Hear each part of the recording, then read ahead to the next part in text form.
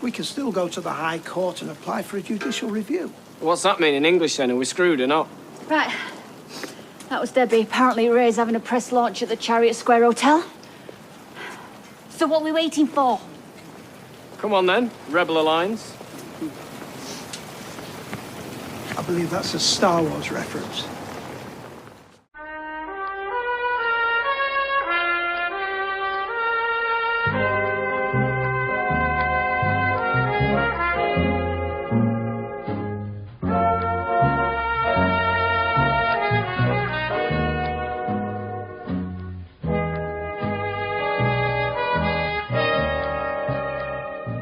Hello and welcome to episode 131 of the Talk of the Street, an unofficial Coronation Street catch-up podcast that thinks the prosecution barrister this week is another in the line of professional women who hate other women or who somehow fall under the mystical spell of Tim's dad, and either way, I reckon that she's just DS Abney without the fringe. I'm Gavin. And I'm wearing my Corey t-shirt. Yes, you are for the second week running. Doesn't work at the factory, it says. So you say. No, because I do not work at the factory. You don't? No, I don't. Unless this is a factory. This is the factory of fun. This is a fun factory. That's right. Where fun comes to die. That'd be the fun abattoir more than the fun factory, I guess. Yes. That's a nice t-shirt. It is a nice t-shirt. It's cozy. I slept in it last night, which is why I'm wearing it now. It's the perfect Christmas gift. It is the perfect Christmas gift. And it's cheap at double the price. Don't say that. People don't want cheap gifts. Yeah, we need to try out their mugs and stuff because their and the their masks. t-shirts are good. Although, with the vaccine coming, who knows how long people will be buying masks. I will still be wearing a mask well into people getting the vaccine because I don't trust people. I'm not back in work until at least April. People Yeah. are going back in April, so I'll probably be May or June, I would have thought. Yeah. I remember in March when we got sent home that Friday. This will all be done in 3 months. Not 3 months. This will be done in a few weeks. A few weeks we'll be back. We'll be back before the summer. Or it'll just be summer when we go and back. I said, there's no chance we're back by summer. Didn't think it Because would take, I know history. Didn't think it would take more than a year though. Well, we haven't gotten there yet. But we will. get there, yeah. But the vaccine looks positive. It looks like the UK is really jumping on it. That worries me. And Fauci's comments about that worry me. Not that we want to get into this. No. How are you? I'm good.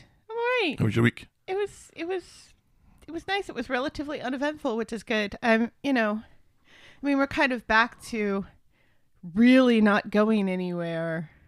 Like really, really not going anywhere. Yeah, things are shut again. Yeah. And that, but I've somehow still managed to get steps in and stuff. Like the other day, I managed to get my steps in by decorating the outside of the house for Christmas, which is something we never do because we're typically never here for Christmas.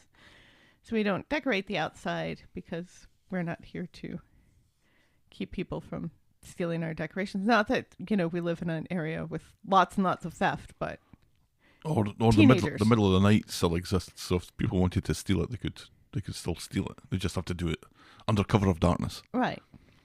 But since we will be here this Christmas for the first time ever. Mm-hmm. Michigan will. Christmas, y'all. Yeah. I figured why not? Plus, our neighbors were so delighted by our Halloween decorations, which we do every year anyway, that I figured I would add to the Christmas cheer and trying to uplift the neighborhood in my own small way. So, okay, Grinch. Yay. I don't care, I am. I'm quite happy to be the Grinch. Oh dear. And then the kids and I went to see Croods 2 last night. That was fun at the drive-in. Our local movie theater has... Oh, not the industrial metal band. What industrial metal band? At the drive-in. Is that an industrial metal band? Certainly is. Oh, I had no idea. One-armed scissors, y'all. Yeah, they have 3 trailer containers stacked up in their parking lot and then a screen tied onto it and stuff. And they're doing movies that way, which is very smart and industrious. They have an actual drive-in, but it's all the way over by Lake Michigan, which is like 2 hours away, and you have decided we don't drive 2 hours away just for a movie. During a pandemic. That's the bit that you keep on forgetting.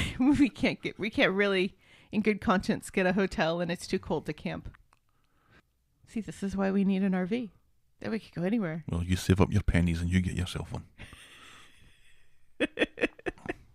But it was good. I actually enjoyed Crudes 2 more than I enjoyed the original OG Crudes.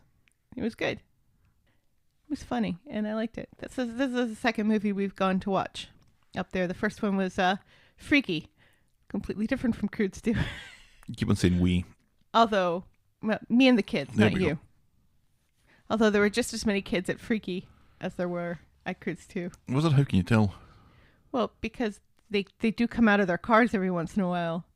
And Really? Why? well, to walk to the concession stand, because the concession stand inside the theater is open, so you can go in and buy your popcorn and then come back out.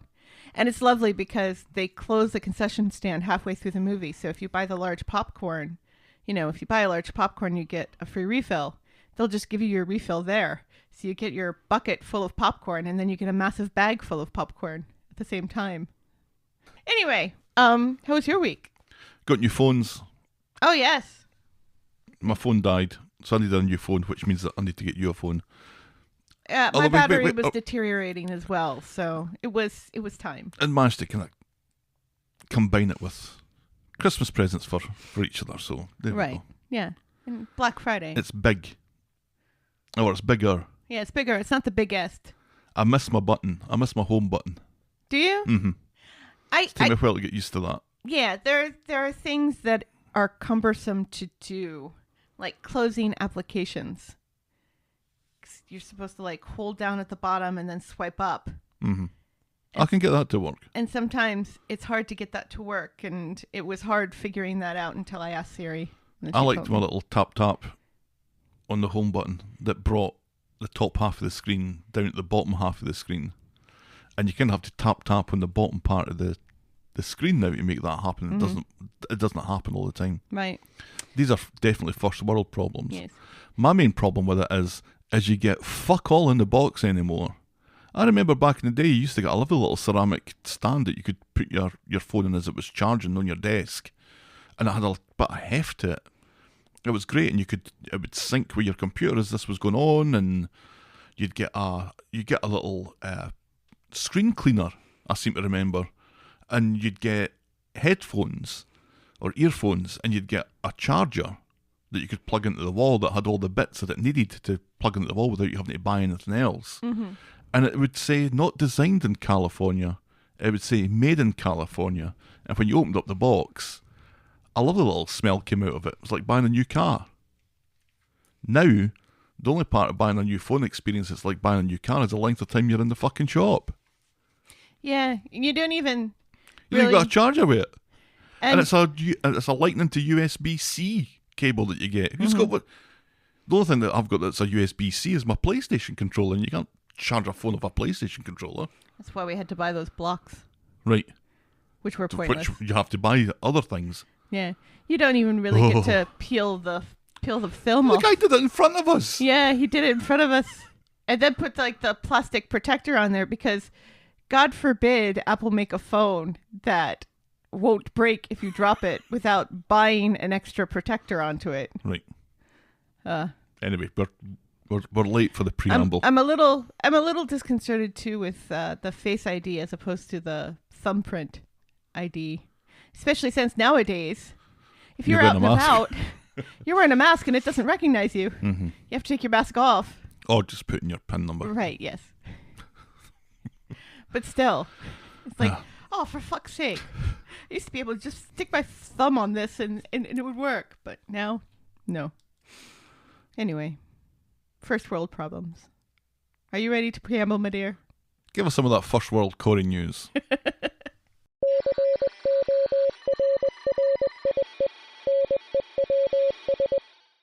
In news I really should have covered last week, but was in a turkey coma, Ian Bartholomew, a.k.a. Tim's dad, cleaned house at the Inside Soap Awards, winning Best Actor, Best Villain, and Best Showstopper, an honor he shares with Shelley King, a.k.a. our Yasmeen. Sometimes it's good to be bad. In continued news, I should have covered last week, but seriously, guys, you should have seen all the pie I ate. Molly Gallagher, a.k.a. our Nina, also won an Inside Soap Award as Best Newcomer because also sometimes it's good to be goth. I can't believe I covered Colson Smith's recycling issues. I can absolutely believe it. Instead of this. Because I knew about it because I congratulated Molly on Twitter. No comment? Nothing? It happened so long ago that any comment I have, I think I've already aired. Sure. Finally, in new news about the old cast, it seems like a number of familiar faces will be sticking around as multiple members sign new contracts. Don't expect to see the back end of Ken, Kevin, Sally, Steve, Eileen, or Evelyn anytime soon. But not like that. Or maybe like that. And that's Corey News. What? You've been doing so well with Corey News recently. You didn't say, hey, I almost did a nugget of Corey News about someone who's no longer in the cast. So you're welcome. Our mailbag. Chris, yes, that one went on to say, it speaks volumes that on the day before her infant son's funeral, Leanne would rather navigate her way through Weatherfield's public transport system while carrying a tree than risk being seen in a Rover 75. I'm glad it's not just me, Chris, thank you. And then we got an email from Joe, who's put far too much thought into this. He sent us an email entitled, A Special Tribute Playlist. Oh. Are you worried? No. I was a little worried. But it's simply outstanding. It's a Spotify playlist called Jeff's Magic Music. Oh, no. Which I assume now means I'm worried. Tim's dad's magic music. On the 20-track playlist we have, which I don't know how Spotify works, but I think if you search for this, do you find it? Yes. Okay, so it's called Jeff's Magic Music. It includes This Time It's Forever by Ian Bartholomew, obviously. It's a Kind of Magic by Queen. Trapped in a Box by No Doubt. Hospital Radio by the Mystery Jets. Thanking You by Shaka. Got Your Money by Old Dirty Bastard featuring Kellis. Chicken Payback by The Bees. Little Crosses by Randall Chowning. If Love Is a Red Dress, Hang Me in Rags by Maria McKee. Jiggle It by Olatunji and Static. Wanker by the Uzis. Tricks Up My Sleeve by Trixie and Illusions. I'm Watching You by the Helicopters. I'm Your Late Night Evening Prostitute. That's by Tim Waits, y'all. Credit Cards and Broken Hearts. Yes, Helen's just found a playlist. Yes, you can find this on Spotify. Jeff's Magic Music. It's got an awful picture of Ian Bartholomew where you can look up his nose. Credit Cards and Broken Hearts by Maiko. I Love You Like an Alcoholic by the Taxpayers. Kidnapper by Blondie. Knobhead by Just Greg. Breakfast in America by Supertramp. And it one of my finishes favourite songs. With Magic Moments by Perry Como. Como. I particularly liked Trapped in a Box by No Doubt. Yeah, that's... Now, Joe has listened to this playlist and says it's shit, but still, it exists and it's now a thing. And you I can thank find him very it much for publicly sharing. on Spotify. See, the only thing it's missing, and I forgive him because he's British, so he may not know the existence of it, is The Lonely Island's Dick in a Box from Saturday Night Live. It's a... Yeah. Remember... Is this the only thing that I've ever laughed at in Saturday Night Live? I think it might be. It's one of the few things you've ever laughed at Saturday Night Live. Go listen to that Spotify playlist. We won't be. I will be. I don't have Spotify. Well, it's free. You can get it. That's just another thing to get. And now, this.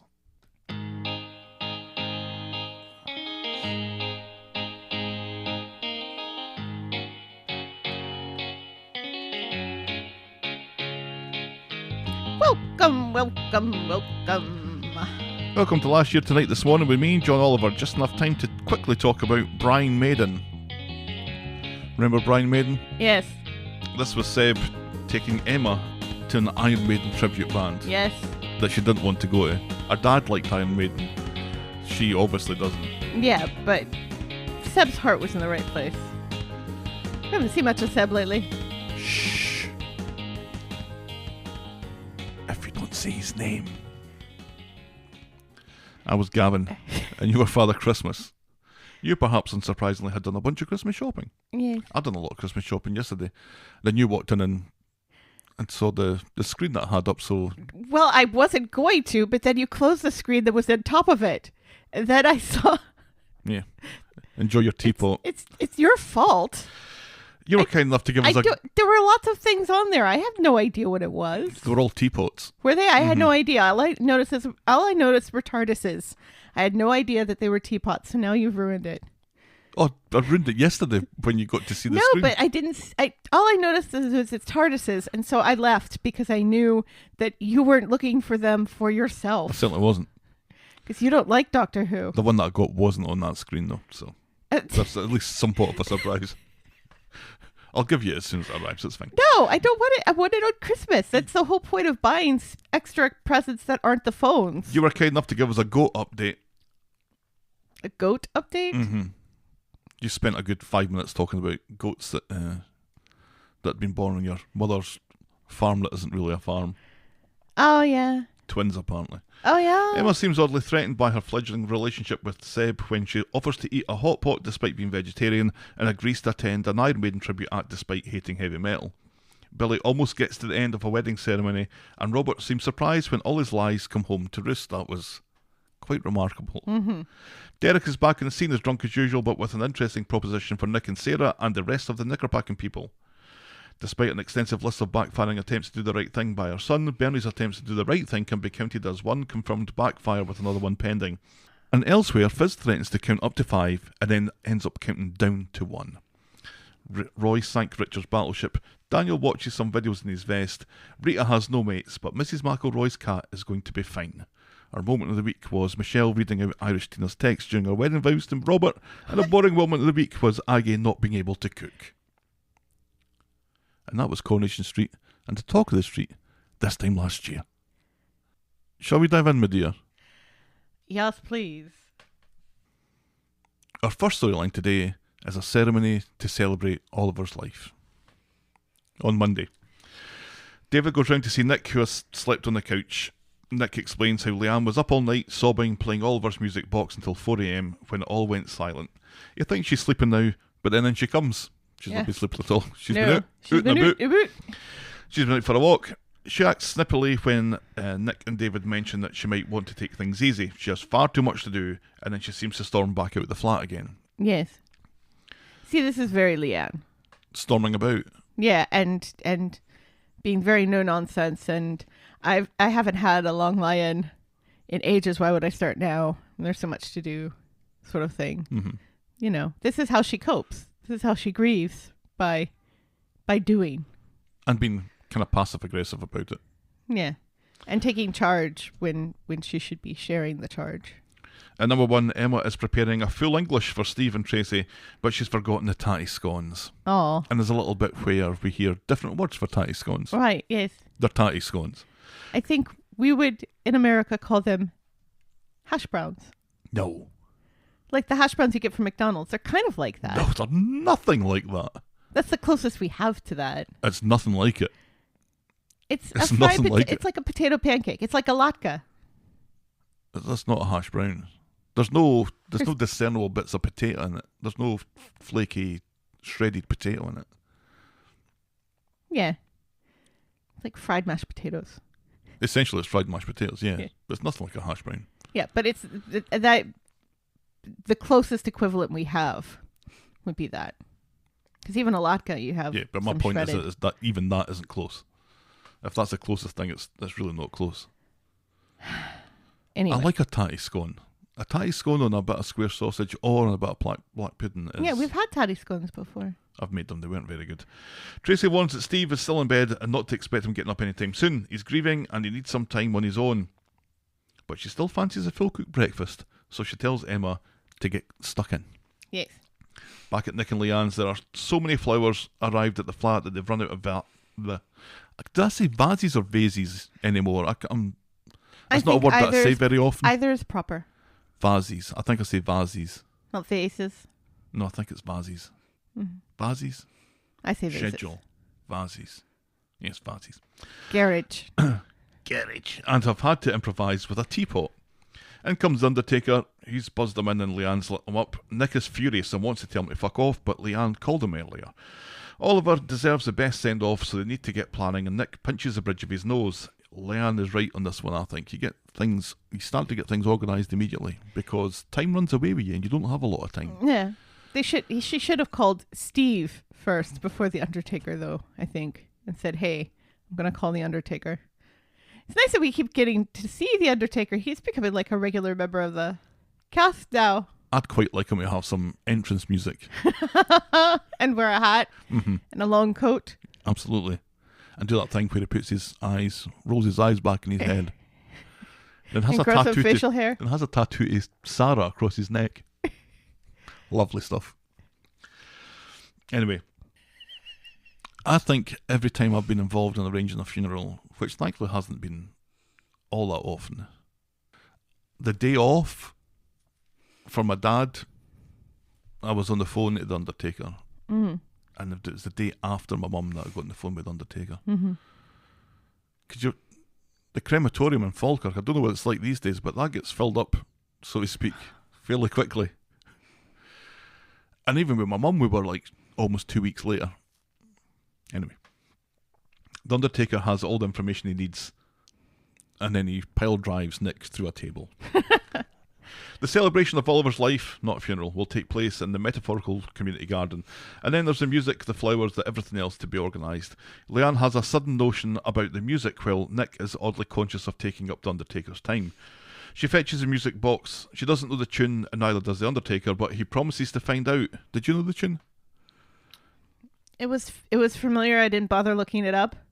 I'm sure it would be very easy to have looked up. But it doesn't seem like anybody looked it up because I didn't hear it get played. Yeah, it's this strong emotional moment where here's this one touching thing that we really do know about the kid because we've heard the music box played for him while he was sick before he went to hospital. Mm-hmm. So it's like, oh, good, the show's kind of building on one of the few touchstones we have of Oliver, and then it doesn't get used. There's a couple of things that didn't get used that were kind of story points. Right, yeah, and should have gotten used as opposed to things that did get used. Yeah. Nick says no biggie, there's always plan B, but Leanne doesn't want plan B, damn it. And perhaps sensing that he's just making things worse by being a bit of a dick here, he grabs his coat and quietly leaves, and no one notices. Tracy finds Nick in Roy's rolls. He tells her that Leanne won't stop while she says that Steve can't get started. Tracy is Team Nick when it comes to Leanne already making plans for the funeral. Celebration of Oliver's life. Tracy doesn't think it's right that Steve shouldn't have a say in the matter, and she's right on that point. Yes, she is. Back home, Steve's up and reading the paper, but it's too much for him and he heads back upstairs. He comes down dressed later and Tracy tells him about Leanne's plans for the celebration for Oliver's life, but he's already said his goodbyes and none of this matters, so he goes back upstairs again. No, he doesn't care. No. Not even a little bit. No. So Nick goes round to see David. He's frustrated that Leanne won't let him help and won't forgive him for having Sam. David tells him that he needs to know where he stands. And Nick goes home to find Leanne going through photographs of Oliver for a slideshow for the celebration of Oliver's life. Nick offers to help, then offers to move out. Leanne says that he should stay. He and Oliver were close, she offers. I'm surprised that he didn't react to that. You're close, like you're probably close to your postman. Or like your uncle you see twice a year. Right. I think Nick is just kind of dead inside right now. But after the celebration of Oliver's life, they can discuss the terms of their separation.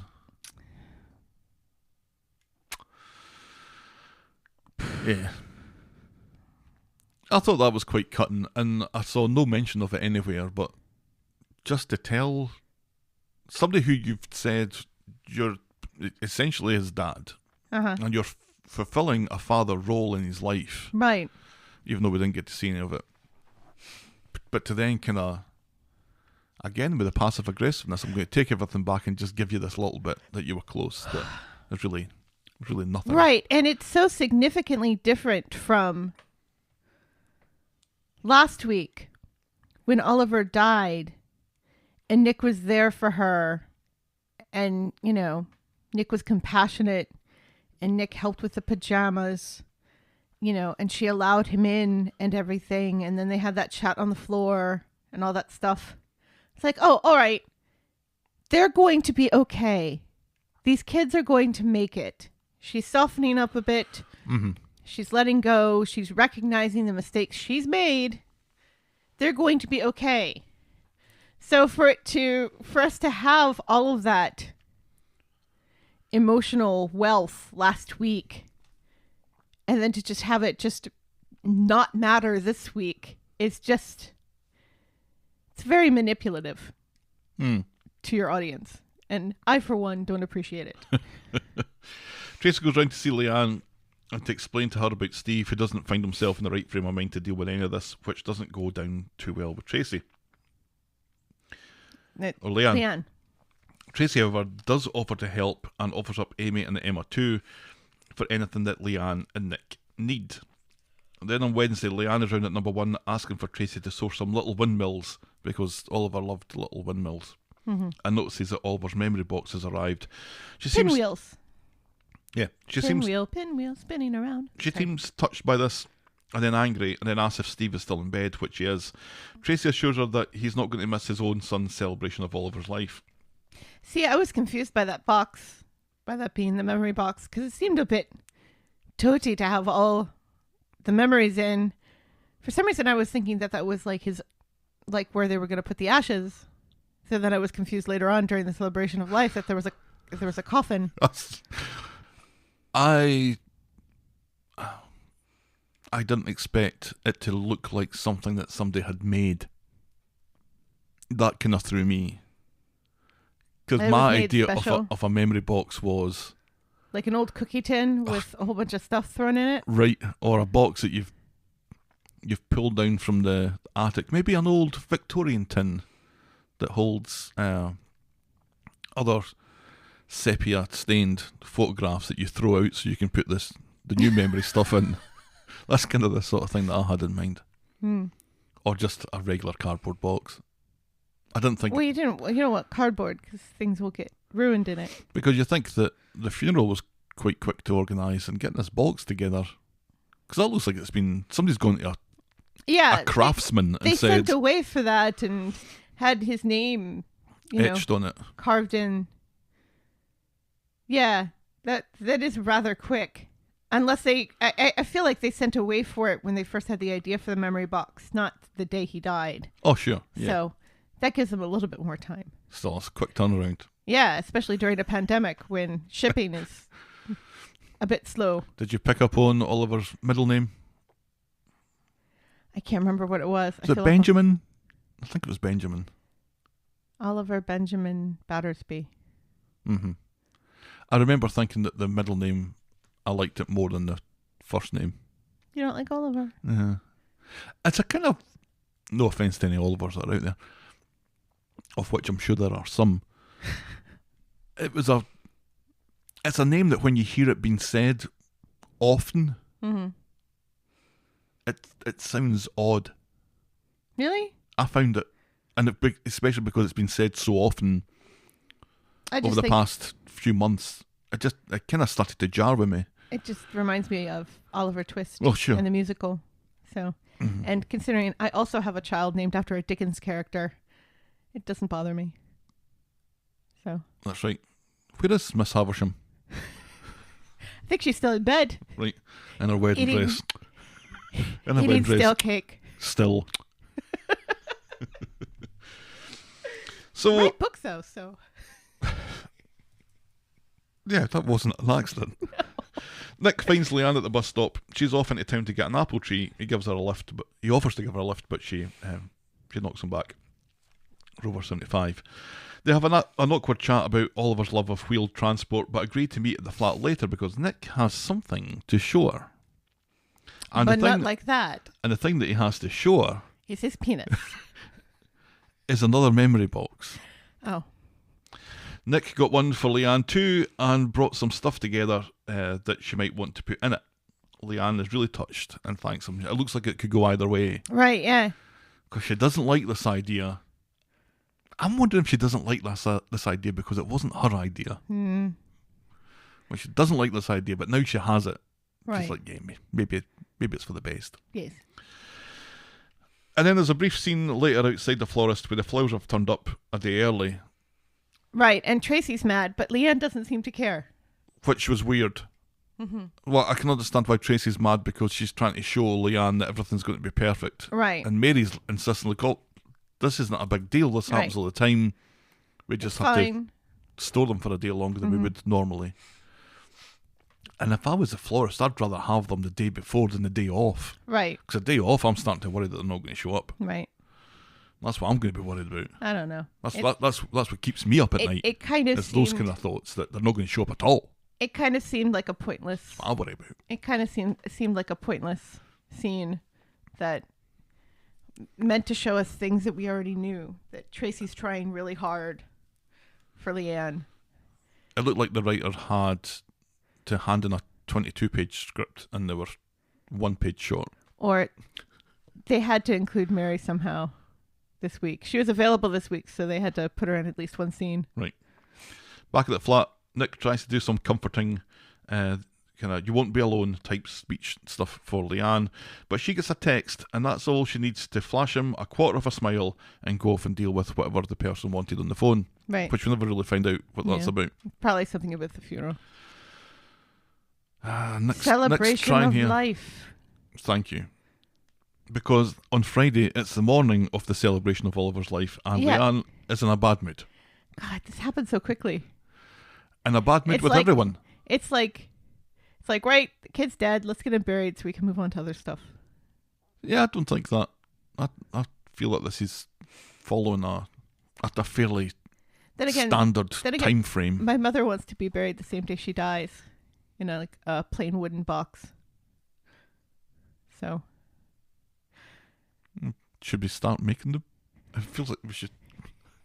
It feels. If that's the kind of the turnaround time, the box should really be prepared ahead of time, shouldn't it?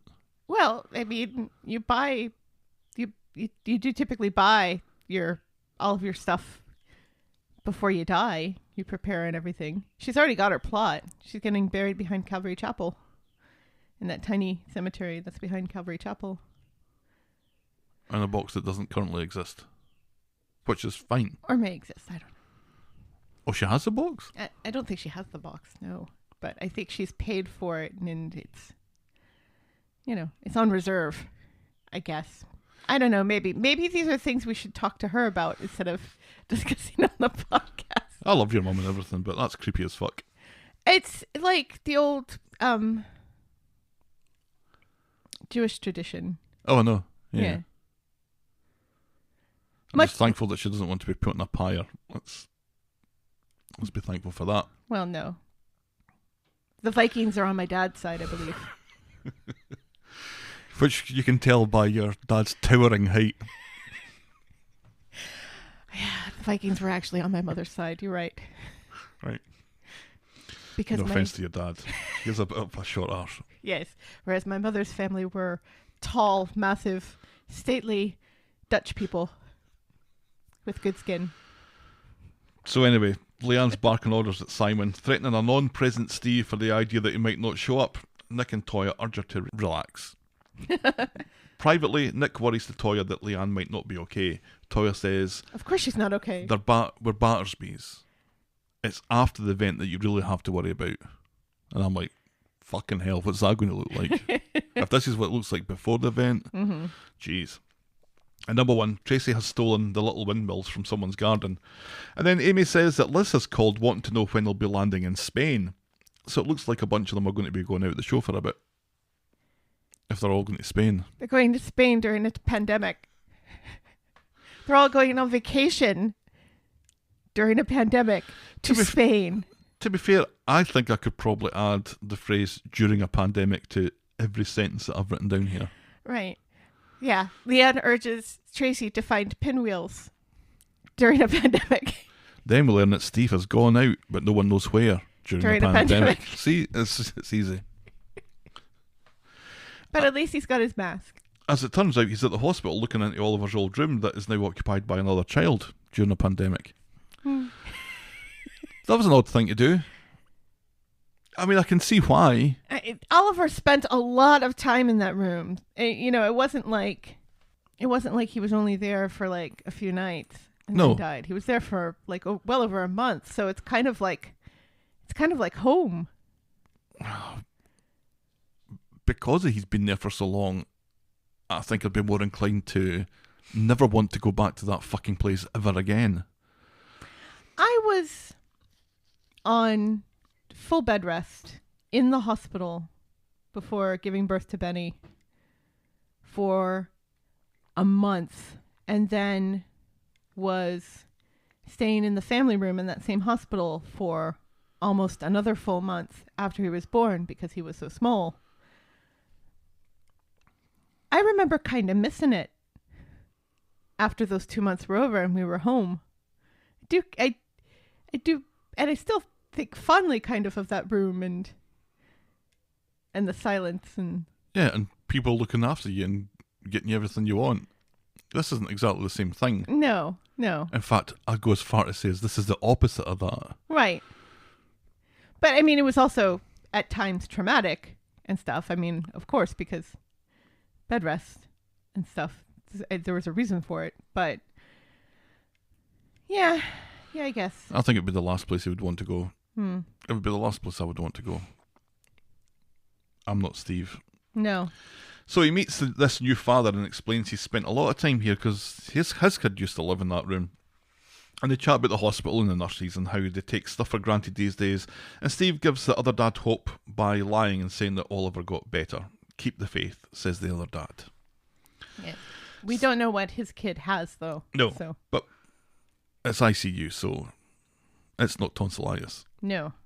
The celebration of Oliver's life is taking place in the community garden, right enough. There's a screen showing pictures of him, while that wee classical piano piece is playing. I tried to remember what that was called, and I can't remember. I tried to Shazam it, and it didn't pick it up. It was nice seeing Billy actually at work. Although now that he's like an official bishop or something. Archdeacon. Yeah, he's the archdeacon now, so should he be doing funerals? Isn't he too high up to be doing funerals anymore? I don't know if there's been a transition yet. He I seemed to be just wearing his regular he's been really robes. busy.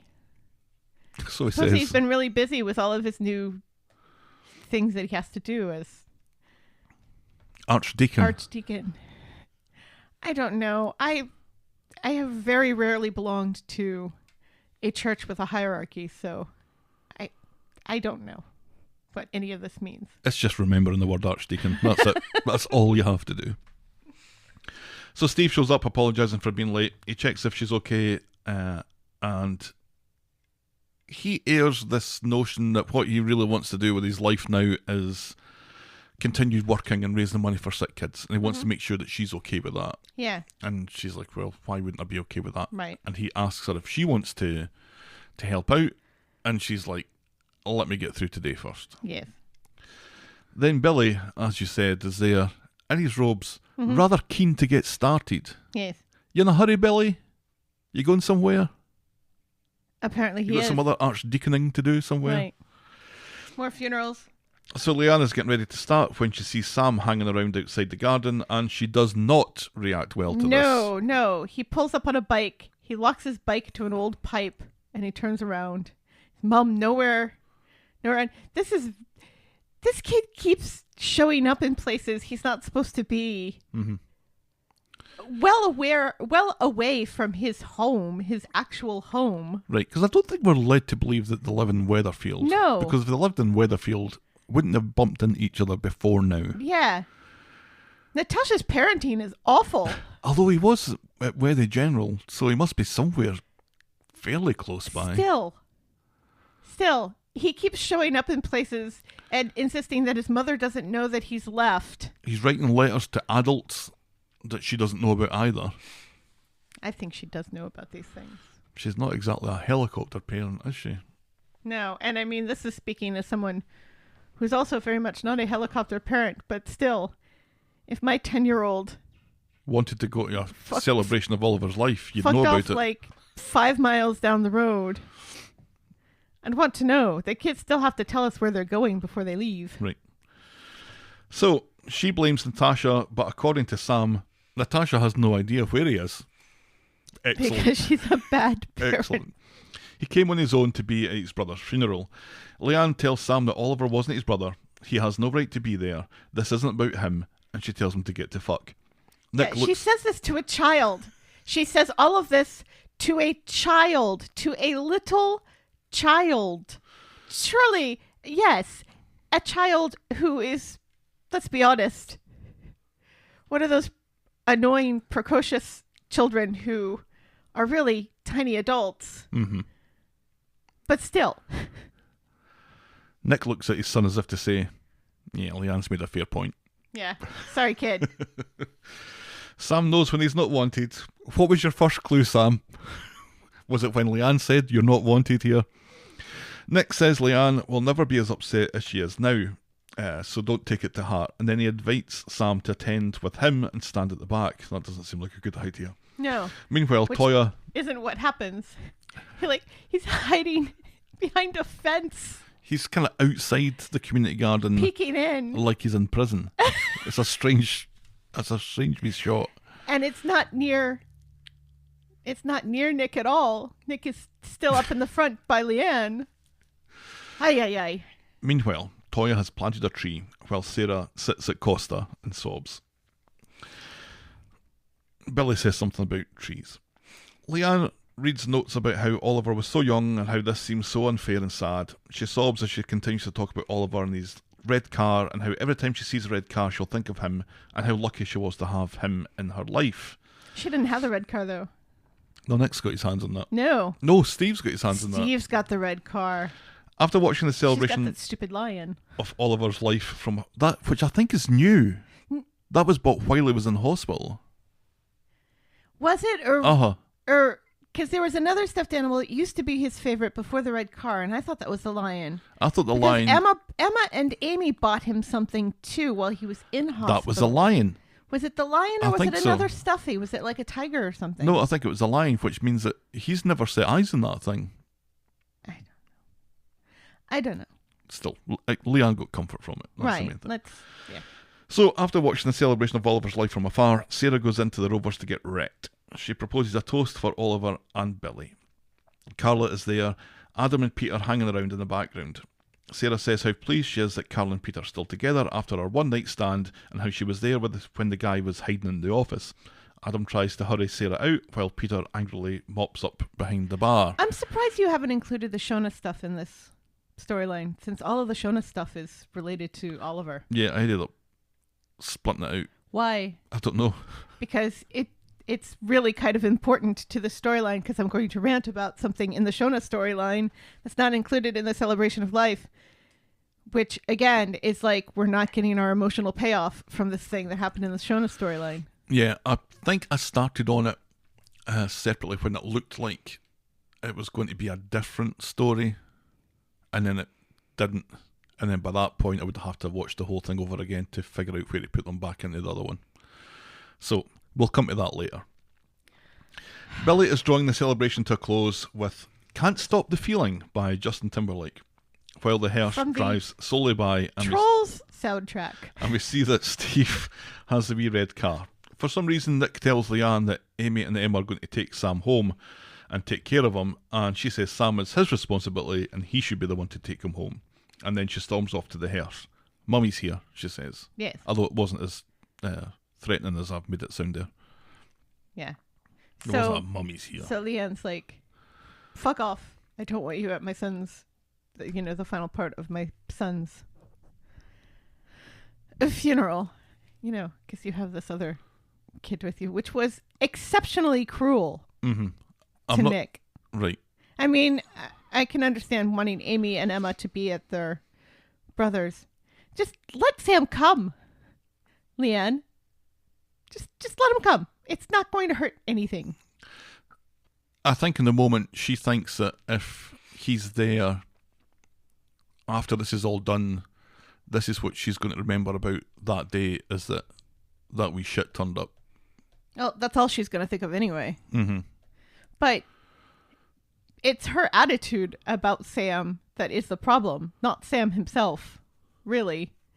I mean, it is inappropriate that he just kind of showed. It's inappropriate that he just kind of showed up. But he's a child. He doesn't know it's inappropriate that he showed up. But we're led to believe he is a kind of adult in a child's body kind of thing. Right, but even adults in children's bodies make childlike mistakes. Young Sheldon makes childlike mistakes all the time, even though he's an adult in a child's body. He didn't really think this through. No. But he did manage to track down where the celebration of Oliver's life was going to be, so... Well, where else would it be? His It had to be investigative open skills... air because it's a pandemic. So they couldn't have it in a church because it's a pandemic. Nick has taken Leanne's instructions and is in the community garden with Sam, who's explaining why people who look to stars to see their departed loved ones are wrong. He also wrote a poem about how he's going to clap for Oliver and not the NHS. It's rhyming poetry. Well, it starts out as rhyming poetry, and then it goes into free verse, which I thought was a very interesting choice. I thought it still rhymed at the end. And then it came back to rhyming at the end. There was like a couplet at the end, but it's rhyming, and then it's free verse, and then there's a rhyming couplet at the end. It was... I think the a child did not write that. I think the free verse was actually rhyming. It wasn't couplets at that point, which kind of gave the illusion that it was free verse. No, I'd have to listen to it free again, verse. and I really don't want to listen to it again. He makes it about him. Meanwhile, back at the pub, Peter is waiting for Carla to get back from the co-op to quiz her about what Sarah said. Why did you include this in the Oliver storyline, Look, but not Simon and Shona? I did what I did. Get over it, or you read out your own notes for this. I invite you. So... Carla says that Sarah was drunk, you should just ignore it because we all know what nonsense drunks say. And Peter's like, oh, I was waiting for a dig at my alcoholism. He's been a bit of a prick here. Yeah, well, what else is new? Carla isn't sure why he keeps picking at the scab and goes off for a bath, leaving him to fume. Actually, I think I did initially take this out to be on its own and then just threw it back in because this was all on Friday and I knew where it went. Nick gets home. Leanne is sitting on the floor with Oliver's wee line. Nick apologises for Sam. He says he had no idea. And Leanne is in a more reflective mood. She knows it's not his fault. Children are gifts, she says, and she doesn't want to stand in the way of him and Sam getting to know each other better, but she can't be around it. She tells him to forget about her and enjoy his other life. She'll be moving out tomorrow. And later on the balcony, Leanne is alone and she sees a red car on the street, which makes her smile. And then her smile fades. Yeah. It wasn't really a 2-second smile fade, though. We didn't do that this week. No. That's the closest thing we had, though. We have all this emotional build-up with the music box. But then when we get to the celebration of life, they play Can't Stop the Feeling by Justin Timberlake from the Trolls soundtrack and say how much Oliver loved to dance to it. No, he didn't love to dance to it. It always made him want to dance. So it didn't make him dance, it made him want to dance. Well, I think I don't think it's the same thing, is it? I think the implication is he wants to dance, so he's going to dance because he's 3. Right. So when a 3-year-old wants to do something, they do it. I guess he's not sitting thinking, I really want to dance here, but you know what? I'm just going to put a lid in it. I'm just going to put a lid in it. I know I'm in the car, but I really want to dance. But I'm strapped in, so I'm not going to do it.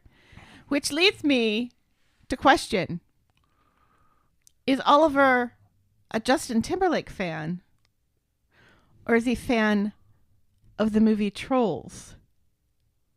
So, because how is this 3-year-old hearing the song? Is he watching the Trolls movie over and over and over and over again, as 3-year-olds are wont to do with media they love, and so is hearing that song all the time? In Trolls 1, not Trolls 2, the rock and roll one that we didn't see. Who's we again? I think the original Trolls movie has been on in the house, and you've walked through, so you've seen. So I know of it through osmosis. Or was Oliver an OG NSYNC fan, and so just loves the whole Justin Timberlake discography, and so had a huge collection of Justin Timberlake albums, and so was just constantly listening to Justin Timberlake all the time, over and over again. He was a stan. As 3-year-olds are wont to do with media they love. Which one is it? I'm just disappointed that it wasn't the theme of the Gruffalo. Oh, that would have been nice. I was expecting it, kind of. It would have been... Because they mentioned the Gruffalo a couple of weeks back. Right. It would have been... Or like a song from Peter Pan. Or the theme tune from Oliver, the musical, which he also loved. Because Leanne was singing... Or that folk song that Sarah sang to him. So many missed opportunities for things that we have. The Skyboat song. Yes. So many missed opportunities for a callback to something that we have an emotional Oliver attachment to. But no, instead it's Can't Stop the Feeling by Justin Timberlake from the Troll soundtrack. It's an odd song to have regardless of anything when a hearse is rolling by slowly. There's something wrong here. It's either the song or it's the hearse. And even because you're kind of expecting Undertaker to start breaking into the dance moves. And even the hearse, it's jarring that there's this tiny wee powder blue coffin in the back of it with the flowers shaped like the red car. You know, because I quite like that. I liked it, but it's jarring to see. It's always jarring to see a child-sized coffin. Yes. It's always jarring to see. Yes. I think I've told my story about that. Yes. So, you know, and the fact that in another storyline, which we will be talking about later. Mm-hmm. Not next, by the way. Later. Not even next. No. There's a really emotional scene where one of Oliver's siblings is writing something to say during the funeral or celebration of life, whichever you prefer. And then we never get to hear him actually say it at the celebration of life in its entirety, which also would have been... Or at all. Right. Which would have been amazing and beautiful if we had heard Simon read this thing out as the hearse pulls up. Instead of Sam's poem, yes. Well, instead of Can't Stop the Feeling by Justin Timberlake from the Troll soundtrack.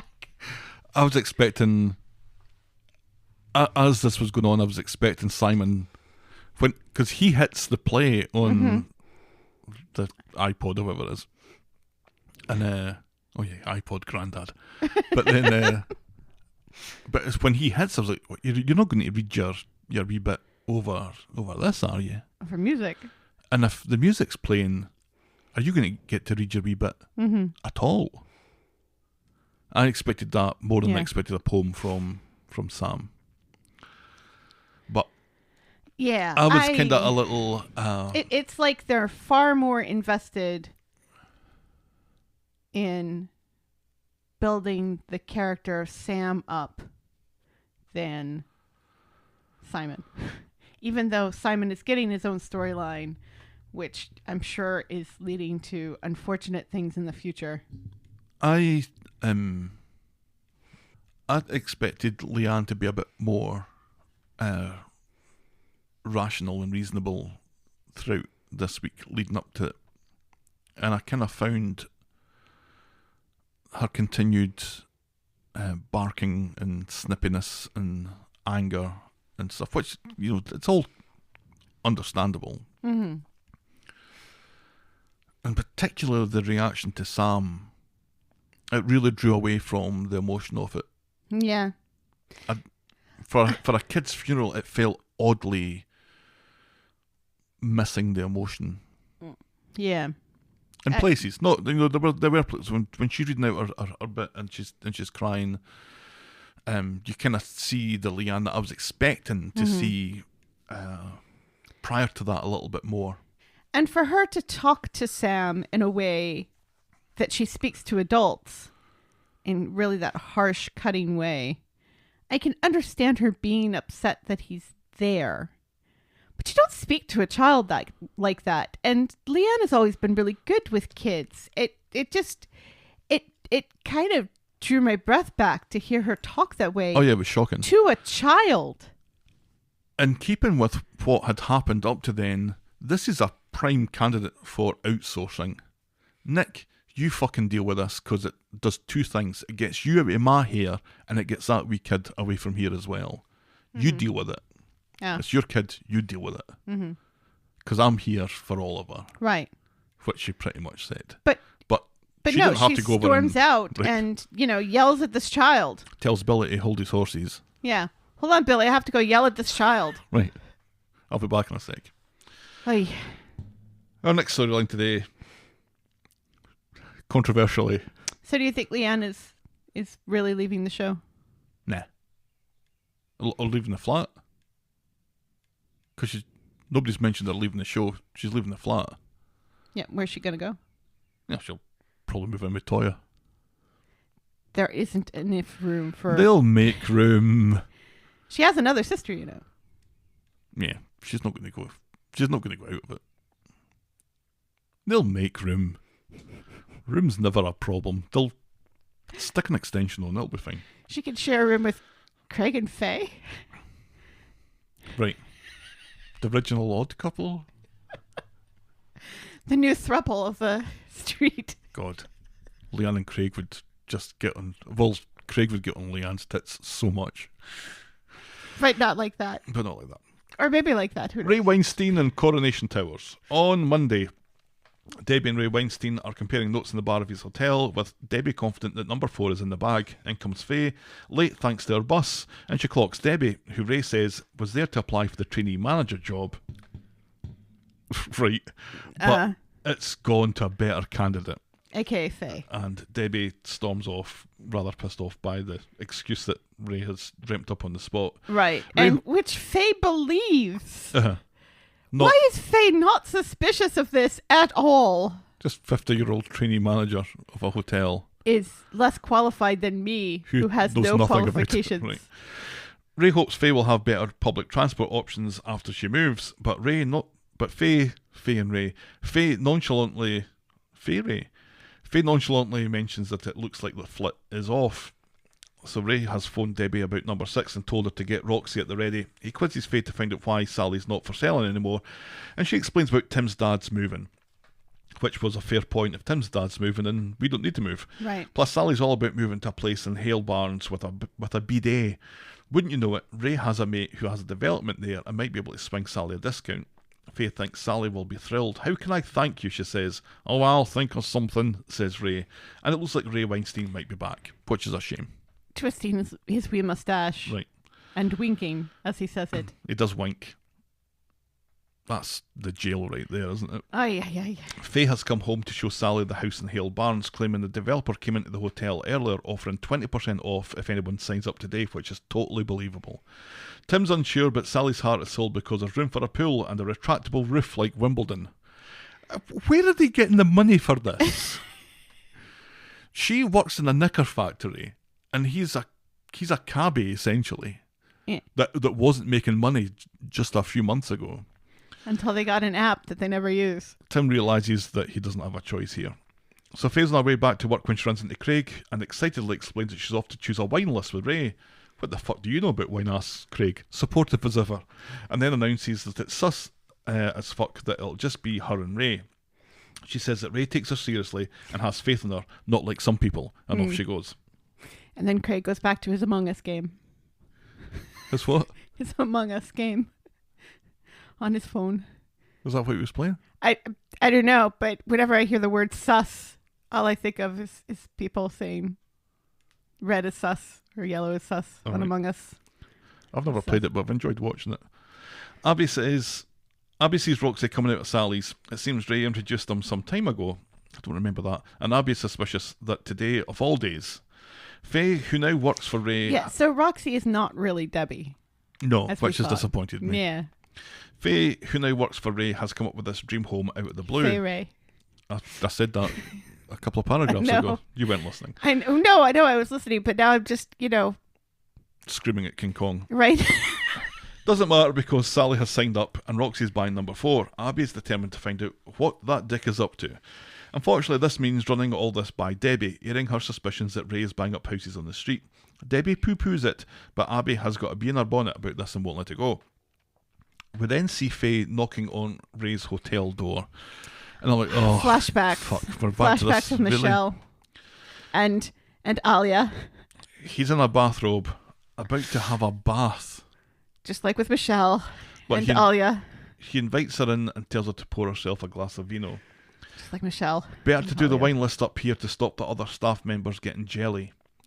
Turns out Ray won't be sampling the wine as he's driving, so this is all down to Faye. Such responsibility to make sure that she gets drunk. Later, in his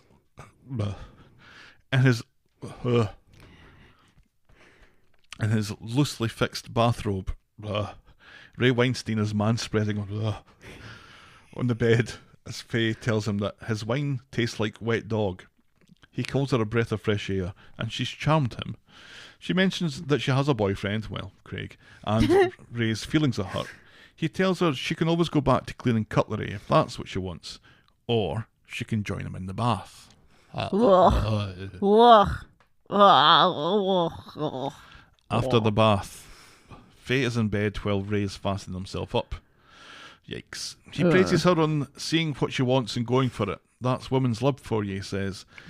He calls her mature for her age. They seem to agree to keep this little bit of fun between the two of them, and he offers her a ride back to the bistro. Now... What does... This is coercive. This is rape. This is rape. 100%. 100%. But... What does it say about Faye's personality that he tried this with Michelle and it didn't work? He tried this with Alia and it didn't work. They both told him to fuck off, that they didn't want his job. Mm-hmm. Because this is literally the same thing that happened with the two of them, where he's in the bathrobe. Cookie cutter stuff. Yeah. I would say that the bathrobe wasn't fastened, or was more loosely fastened this time than it was last time. That's pretty much the only difference. It makes me quite sad. I think Faye's 18, so she's not quite as mature as Michelle, but Alia's around that age. Alia's older than... Alia's not in her teens, come on. Well, no, but she's not that... She's in her 20s. She's in her early 20s, She's surely. a successful businesswoman. She knows what she's doing. She was initially... well, they both were. They were both kind of initially taken by the charm of Ray and the promise of fast track and stuff. And I wouldn't even say they were naive one little bit to take him at his word. And they both had something to fall back on. Michelle still had the bistro and Alia still had Speed Doll. So, and also these things happened in a more economically stable time. And Faye only has this job. And neither one of them have gone from cleaning cutlery to trainee manager. They've gone from something that was sustainable to this accelerated role. Right. Faye has nothing. Is cleaning dishes and is kind of the lowest rung on the ladder. Waiting tables. And is proud of her achievement of moving on from that and moving up and having this exciting new prospect ahead of her, earning decent money, being able to afford things. She mentioned when they were talking about moving house about how maybe she'd be able to afford one of these houses. And she has the pride of her family behind her. That while a little somewhat sceptical, I guess, or not expecting this, she's got the support of Tim and Sally. She thinks that they're proud of her. No reason to believe that they're not. Craig, not so much, but it kind of felt like the idea of going back to this terrified her. It's and shocking. also being in a room with a middle-aged man making these it's either my way or the highway kind of demands on her. Who's her boss? Right.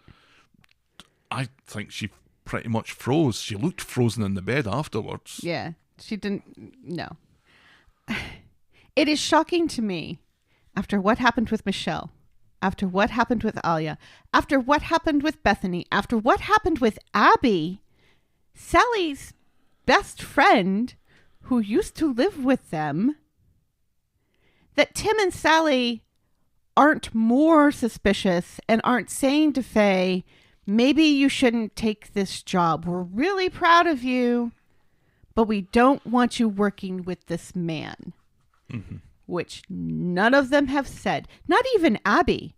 Not even Abby when Sally mentions that Faye's not there, that she has, this other thing. Abby doesn't say to Sally, do you think maybe she shouldn't be working with this guy? Don't you find it suspicious that she's been getting this big job promotion for no reason, and it sounds an awful lot like what he did with Alia and Michelle? Ray, the writers, and Ray, the people that are writing Ray, the people that are writing this story have done a really good job in doing what I would have thought, maybe it isn't impossible, but would be really tough, to change people's opinion of Ray. Mm-hmm. Because a few weeks ago, I'm wanting him to win. Right, yeah. And you're happy to see this different side to him. Right, that we've put that bit. Yeah, he's a great villain now. It's almost like we haven't forgiven what happened before, but right. your willingness to forget it is raised. Or not necessarily forget, but say, oh, well, now we're seeing... It's really smart to see him as a more fleshed out villain and not just have this one-dimensional sex predator side. And it's not unheard of for a character to change course vis-a-vis Abby, mm-hmm. who's the terrible mother, the drug addict, the loser, the mm-hmm. undependable. She changes course and she becomes mm-hmm. something else. Right. They'd written Ray to be the kind of sex pest, Weinstein Slime character. Ball. Yeah. It's not impossible to think that maybe they like the character and let's tone him down a little bit and we'll just make him change course a little bit. And now he's just this ruthless property developer. Mm-hmm. But what they're doing and what they were doing to the other characters on the show is pulling the wool over their eyes. Right. At his heart, he is a rapist and a sex criminal. Mm-hmm. For want of a better description. Yeah, because that's what he is. And he hides it to get Tim on side. Oh, Tim's saying, he's giving all this money to Oliver. Uh-huh. He can't be that much of a bad guy after all. So he gets Tim on side. Forgetting that Scott gave lots of money to Oliver too, and look how that happened. How much dirty money is getting laundered through this Oliver fund? That's what I want to know. Anyway, it's not really being laundered. But it's just, and it's kind of baffling because why? The only reason why he would do this is because it's in his nature to be a rapist and this dirty old man who likes to coerce young women into bed, and he hasn't done it for a while that we are aware of. I'm sure he has done it lots of times to characters off screen all this time in his other hotels and stuff. But it doesn't help. It doesn't help the property development thing. It doesn't really get... Faye was already willing to lie for him and be supportive of what he was trying to do. Even with Craig sniffing around. It feels like he's not aware of the fact that Faye is Gary's little sister, and if Gary finds out about this, he's going to kill him. It's power and it's danger. That's everything that Ray does is but this could one or the other. Really fuck up the whole operation, and it does. It's like he doesn't care. That's what's getting him hard. It's like he doesn't care because he keeps making these decisions that Debbie rightly gets angry about because, like, leaving all those papers on his desk constantly for other people to find. Lock it up. It's what I'm saying, though. Why this do is you what I'm have a saying. hard copy? It is the danger of it. It's no fun if this is easy. I suppose. Anyway. We really need to get fired through this because we've been talking for an hour and 20 minutes and we're not even halfway through. That's fine. It isn't fine. So on the street, Abby catches Faye and asks her if Ray's got her doing his dirty work. Faye snaps at this, more so when she sees PC Tinker get out of a police car and wonders why everyone is so obsessed with Ray and tells Abby to get a life. And it's dark when Abby grabs a word with PC Tinker. They both don't trust Ray as far as they could throw him, but PC Tinker can't do anything because he's not actually doing anything illegal apart from raping all these people. Yeah, which he doesn't know. Right. Abby demands more information, so PC Tinker, consummate professional that he is, admits to seeing something that he shouldn't have in Ray's office, but refuses to elaborate. Yeah. Such a bad policeman. Oh. Ray is chopping up veg in the bistro kitchen, and you're thinking, why is he chopping up? And then we realise why. While an unmasked Debbie explains about Abby poking her nose in their business, Abby has linked Ray to Roxy already. Ray doesn't care. Abby's a nobody, plus come the weekend, all the properties will be bought up and it'll be too late. Then Abby, the nobody, comes into the bistro, notices the place is quiet like always, and sneaks into the office and goes through some paperwork. And she finds an envelope of interest just as an aproned Ray comes in. She manages to hide the envelope behind her back, and the contents as they exchange barbs. She wants to know what his big deal is, trying to buy up the houses in the street. He calls her a broken record, accuses her of trying to get her whole again, and tells her to get to fuck. She does, choosing to check the envelope and its contents pretty much on the other side of the office door. Ray really needs an office tidy. Yeah. Debbie gets home to find it a hive of activity. Abby's on the laptop, Sally's on the phone to a council mate. Abby shows Debbie the stolen letter. Why are people constantly showing Debbie things? It's an invoice for the planning consultancy. Debbie plays dumb. Abby says they build skyscrapers. Sally confirms that there's an approved pre-planning application with the council to knock half of Coronation Street down. They discuss the evidence. Kev's garage, the Platts, Tim's dad. This is a plan that's been months in the preparation, just like 9/11. Debbie says all this is speculation, and Kev agrees. They need proof.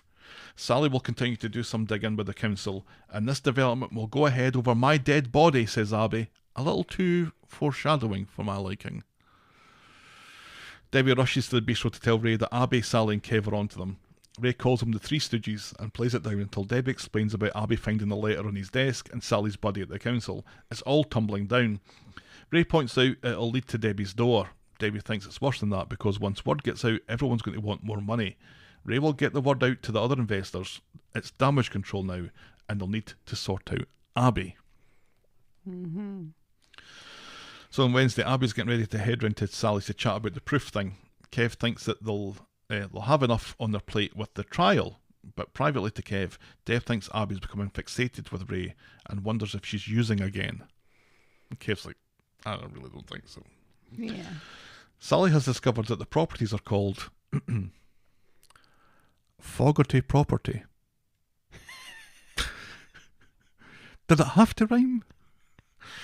Abby looks them up on Company House and turns out that 75% of Fogarty Property is owned by Hexapoint, who own the Hale Barnes development, which is owned by Ray.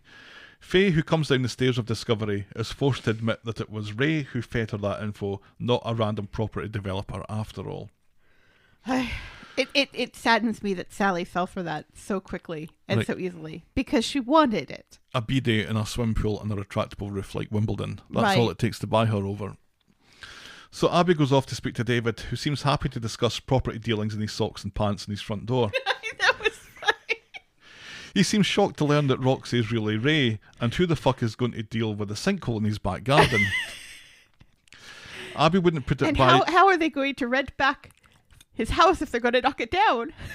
Abby wouldn't put it by Ray to have been involved in the sinkhole, but David doesn't think Ray is Morocco Mole, but if he is, he'll be getting twatted for it.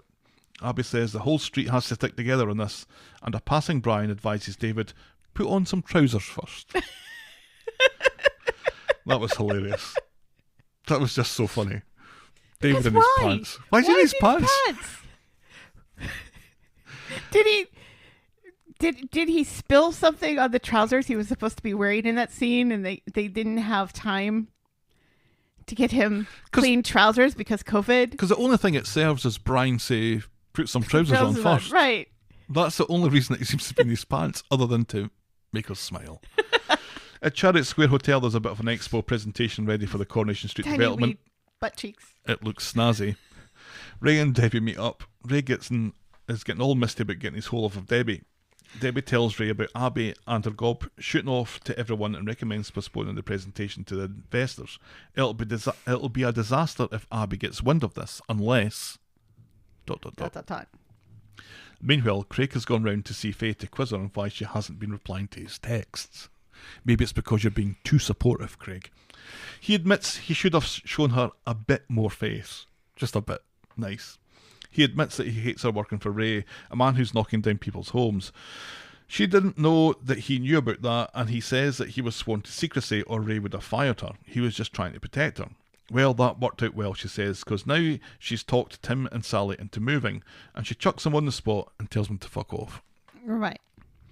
Sally has a meeting of residents. She's got a fair point there. She does. He should have said something to her. He's a terrible boyfriend and a terrible policeman. He's a terrible friend. He's only been going out with her for like an hour. And he's betrayed her so many times. And yet they've already slept together. We're meant to... Sally has It was not a relationship that was going to be successful anyway, let's be honest. Sally, it was there because to plot. serve a purpose, yes. The gods of plot smiled in that relationship, while the rest of us didn't. Sally has a meeting of residents in the metaphorical community garden. Roy, Dev, David, Abby and Brian. They discuss the properties that have been sold and the ones that haven't been sold yet that could block the plans. Roy, obviously a guy you want to have on your side in this, points out that the High Court could grant a judicial review. Then Abby gets a call from Debbie tipping her off about the press launch at the hotel. David urges the Rebel Alliance to make haste, leaving Roy to explain to Brian that was a Star Wars reference. And Brian goes, okay. Oh. So Abby, Brian knows nothing about Star Wars. I can believe that. Shocks me. So Abby turns up at the hotel. Faye's working at He's the more desk. of a Trekkie. And Abby asks where the press launch is. What press launch? Asks Faye. So instead of a hotel-based press launch, Ray is given the investors and the press an actual tour of the proposed site. Abby and the others in the Rebel Alliance descend. Abby angry that Debbie threw her a bum steer. Debbie manages to weasel out of it, blaming her informant. Roy shouts to the press and investors that Ray is a fucking liar who was cheating people out of their homes and getting rid of the only industry around here vis-a-vis the Knicker Factory.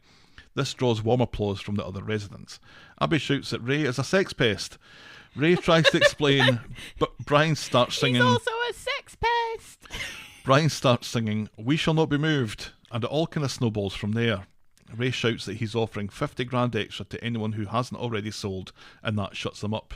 "There goes the neighbourhood," he says. Right. David says, "Can I get it on that, even though I've already signed the dotted line?" The Alliance has drawn on Adam's expertise to look over this property stuff. At number 8, Adam thinks that the people like Ray always find a way to get planning permission that they need. David realises that no one has mentioned the factory land, so they go off to speak to Gary about it. And at Gary's, he confirms he's selling the factory to Ray.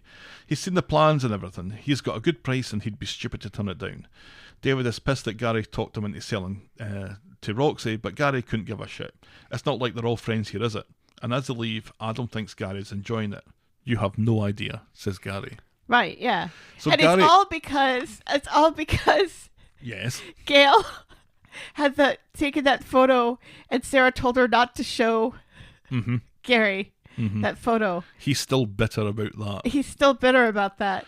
Oh, can I still remember what the license plate was? It was V...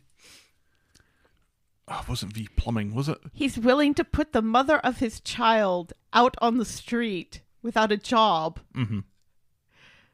because Sarah wouldn't let Gail show him a photo of a license plate. Yep, guess we're not friends after all.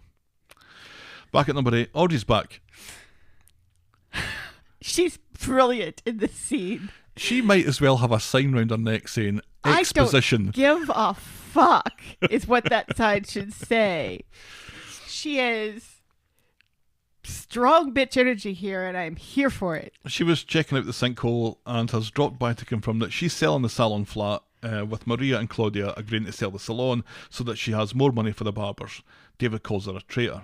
Bit harsh, and Audrey brings up the fact that, well, if you and Nick hadn't... Maybe we should be throwing words around, like traitor around, my love. She's made up her mind. She flips them off with both hands.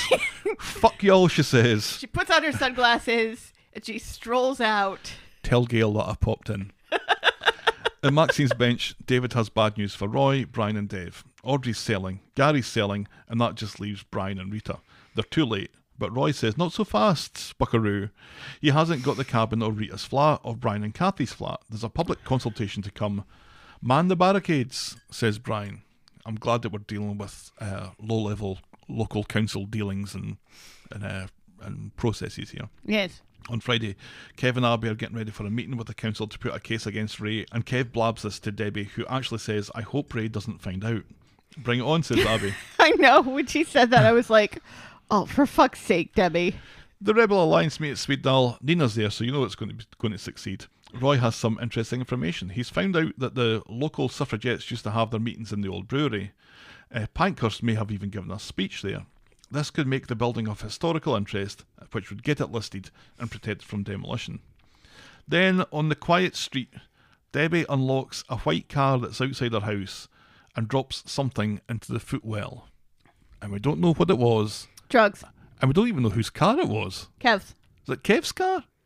I think so. It's outside his house right enough. I think it's Kev's car. And she had keys for it because she had the fob to unlock it. I think it's drugs. I think she's trying to make it look like Abby's using it again. Because how is that going to help Debbie? Because Kev already believes that this building thing is happening. So Abby using it again isn't going to stop him and everybody else in the street from wanting to stop you. It's just going to break Abby and Kev up. Right. So is that just revenge at this point? Because it's not going to do anything to stop this. And she's put them on the driver's side. Oh, that's right. See, I was thinking it was an American car. No. No, it's on that the is right-hand the driver's side. It's the driver's side. Interesting. Well, that's so Kev will most definitely find it. But also it seems that Abby drives that car and drops drugs in it. Right. Which is weird. Yeah. This is Or is it like a GPS tracker or something? I don't know. It looked like a bit of... We didn't see it. Yeah, at it any was small. point. It was something small. And she's trying to put this bug in Kev's ear that Abby is using again. You know, and that all of this is just Abby being crazy. Right. Because we've got lots of crazy ladies in the show this week. Lots of accusing women of being crazy and unhinged and, still carrying a flame for awful men. This is a running theme through this whole week. Now let's talk about Shona. On Monday, at number 8, Shona's clattering around the kitchen looking for scales. She wants to bake Nick and Leanne a grief cake, and David sarcastically thinks this is just what grieving parents want, especially Shona can't bake. And he goes upstairs suggesting that they stick to flowers. Shona gets a glint in her eye, while I just roll mine. David catches Shona trying to deliver a T-Rex cake to Nick and Leanne. David gently explains how sarcasm works to Shona and then ushers her back home, where he fully intends to eat all of that cake by himself, probably in his pants. Shona's in Roy's Rolls, where she sees Simon and offers her condolences for Oliver, reminding Simon that she's still not right in the head. She's nicked Sarah's car keys. Was that from last week still? I believe so. And offers to take Simon for a drive for whatever reason. Kind of creepy. This but all right. is why I kind of... Right.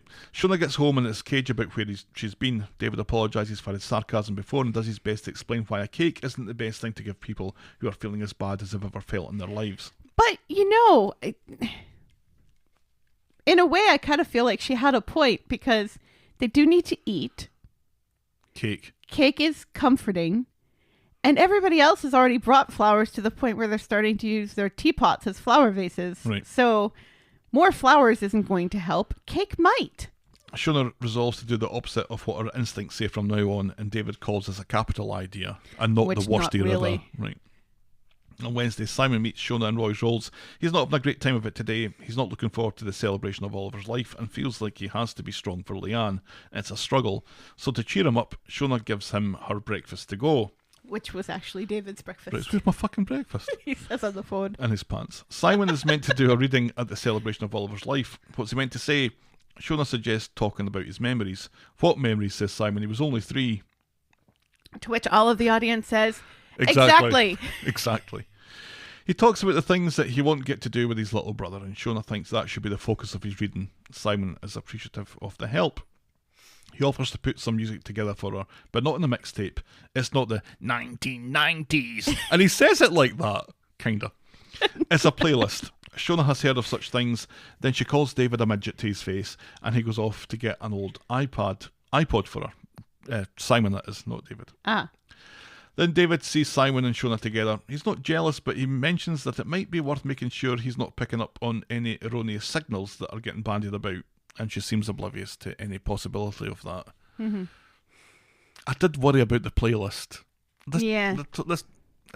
It did seem that this was going to go off in a little tangent of its own that didn't belong in the Oliver story, but it didn't really amount to anything, so you're quite right, it could have gone in. Especially since it's about Shona baking a cake for Oliver's celebration of life and comforting Oliver's brother Simon and helping Oliver's brother Simon write his speech for the celebration of life. There's no process for writing these notes, Helen. You kind of make a call halfway through the week where you think things are going to go, and hopefully they turn out that way.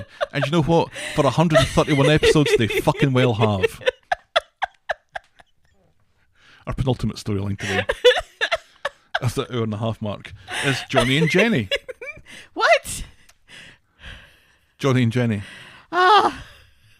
This goes on for a bit. I forgot they were even fucking in it this week. Just Monday. Jenny comes off the phone with the police. It's unclear whether Johnny has been charged or not. Then in comes Daisy. I assume that she's spent the night and she's hanging back while Lee continues to Edinburgh. We're never going to see him again. No, we're not. She wants to take care of her favourite stepmom, by which she means feeding her up, getting her drunk, and signing her up for Tinder. Which implies she has more than one stepmom. Right. Or maybe it's that thing that you do where, or ex-stepmom. You're my favourite. You're my favourite daughter, then you only have one, kind of thing. Right. A backhanded compliment, I think is what that's called. Yes. So later, Jenny's face masked up, worried about Johnny not getting in touch. Daisy doesn't think Johnny should be getting a free pass after all the lies that he's told, and she's there to make sure that she gets on with what's left of her life. Then Imran is in the Rovers, claiming to be doing the last-minute prep for his big trial in another storyline tomorrow. Jenny kind of badgers him for his opinion on a very sanitised version of the Johnny story that doesn't feature Grant the security guard or Grant the security guard's mum, but does feature going to the police station yesterday and not coming back. And at that, a sheepish Johnny comes home and goes off for a shower. After which, Johnny says that he was up at the magistrate this morning and he'll be in court in 3 weeks, where he's planning on pleading guilty. She confronts him about his stupidity and nasty plan to make her hate him, but she refuses to walk away. It seems that they're stuck with each other and they've survived worse, and Johnny seems to actually be quite happy about this. Says, I don't deserve you. That whole thing last week was essentially pointless. Right, yeah. It was just, again, you know, what we accused it of last week is true. It was meant to be funny, and it wasn't funny. It was cringy. So in 3 weeks, that's right at Christmas, he'll be up in court, potentially going to jail. Great That's stuff. One of our Christmas storylines then. Yikes. More using that sterile court hearing room that we've used twice now. Our last storyline today, Tim's fucking dad. On Monday. Him sideways. He's kind of getting fucked sideways this week, I think. With a broomstick. Tim and Sally are supposed to be signing on the dotted line today in another storyline, but they haven't found a new place to live yet, and now Tim's dad looks to be leaving. Tim is having second thoughts. Add to all that, and Faye might soon have enough money for her own, thanks very much, thanks to her new trainee manager job. Oh dear, if only she knew. Add to all that, Tim's mum still hasn't been found. Add to all that, and Yasmeen's trial starts tomorrow, and Tim's giving evidence. Exposition of the week material right there until the Audrey thing happened. Imran is seeing Yasmeen in jail ahead of tomorrow's trial. He's thinking of asking for an adjournment because Paul has signed off work for 3 months. So I think you're right, she does have another job. Because she's too busy being somebody's wife in that other... Doctors. In Doctors. He's found another barrister, but he needs time to prepare. She probably can't be in both the Doctor's bubble and the Corey bubble. Yasmeen wants to stand trial tomorrow, and either Imran defends her or she defends herself, says Yasmeen. Which is funny because just last week, Yasmeen was saying to Alia that she feels really safe in prison, and it's the safest she's, and if she gets off, then she's just going to have to be around Tim's dad again and everything. I know. So last week it seemed like she didn't want the trial to happen this week, and now she's going to represent herself. Right. If Imran doesn't represent her. Yeah, we kind of realised that we're in a bit of a hurry here to get this moving before next week's 60th anniversary and Christmas. Right. News of Imran defending Yasmeen has worked back to Alia, who tells Sally and Tim, thanks to COVID, the jury will be in a separate room and there'll be no public, so Imran's poor wee nerves should be fine. Alia is worried about Tim's mum and has been at the police again about her being on the witness list. Fuck this, says Tim, and he goes to camp down in the police station until they've finished fingering their own arseholes or something. No, he's like, never mind the witness list. My mother is missing, and nobody seems to fucking care. Right.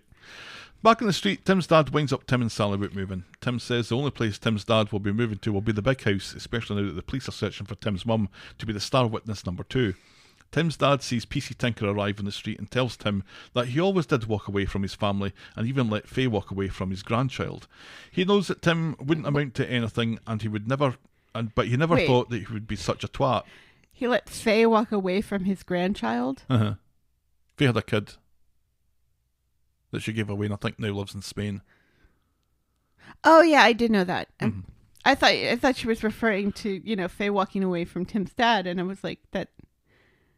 No, Tim's okay, grandchild. right, yes. Yeah. Okay. I think we've done a hindsight I corner think we on this have, yes. probably more than once. Yes. So Tim's dad knew that Tim wouldn't amount to anything, but he never thought that he'd be such a twat. Tim hooks him, and PC Tinker comes over with his big boy detective book of police detecting stuff at the ready. So Tim's dad has taken a selfie of his injuries. It's just a little bit of jam to the nostril. Right, and he tells yeah. Tim that he's lucky he's not a vindictive man, and then points out that he's fucked the testimony that he was going to give tomorrow. There's not a jury in the land that will believe him now. Right, yeah, and Tim gives that look that Tim gives when Tim realizes that Tim has been very, very stupid. Yes. So Tim goes to see Imran and Alia to confess about chibbing Tim's dad. PC Tinker took a note and Tim's dad took a selfie. Imran says they need to reevaluate calling Tim as a witness because all the jury are going to see now is a poor old man with jam on his nose and a son who hates him. Tim says this is exactly what Tim's dad wanted. Yes, thanks Tim. We knew that. Everyone has already been and gone from that conclusion. Then Tim gets a call from DS Abney. They found Tim's mum. She's in hospital, admitted to a psychiatric ward, so she's going to be no use to them either. Right. Oh, pig's tits. Says everybody. On Wednesday, Yasmeen is in her cell getting ready for the trial, while in another example of split-screen chicanery, Tim's dad is getting ready at home while singing Breakfast in America by Supertramp. He's got a lovely shiner going on. Yeah. It's a lovely shiner going on from being hit in the nose. Mm-hmm. Yeah, getting punched in the nose does give you a black eye. Sometimes. Mm-hmm. It seemed a bit extreme, though. Yeah. Outside, he runs into Tim and takes great joy in winding his son up about not getting to have his day in court. Because Tim decides to announce that they'll let Tim's mum do all the talking after all. Bring it on, says Tim's dad. Tim reckons Tim's mum will have been looking forward to this for years. Tim would be an awful poker player. Stop telling the enemy the thing that you're going to do. Right, yeah. I mean, I guess he's trying to wind his dad up. He's trying to put the fear of God in him. But it's like, you're showing your hand, Tim. Right. Cut it out. So, Imran explains the process to Yasmeen, opening arguments first, and then Tim's dad will be up. He reminds her that her case is self-defence. She needs to get it across to the jury that she was in fear of her life. So the prosecution explains the details, admitting to escorts and Tim's dad being imperfect, and how the jury don't need to like Tim's dad to believe him, and Tim's dad isn't the one that's on trial.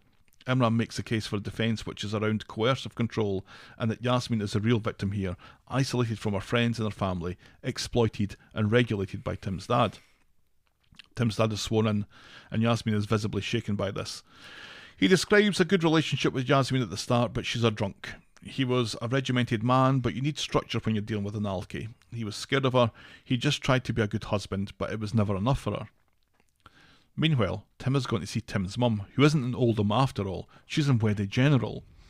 He's been worried about her, and she's pleased to see him. She has no idea how long she's been there. All the days kind of meld into one. He asks what happened, and she explains Tim's dad wandered off. Nothing about the phone, though. That's still kind of... Yeah, it was not a red herring. Yeah. Because it seems like he threatened her, took her phone, and then left. Uh-huh. And that was it. She couldn't get a new phone? Last week she decided not to be scared anymore or give up on him, but she had a panic attack on the motorway on the way there, which I think is their explanation for why she's not in Oldham, as we all agreed. Tim is sorry he didn't believe Tim's mum, but he believes her now, and Tim's mum is overwhelmed.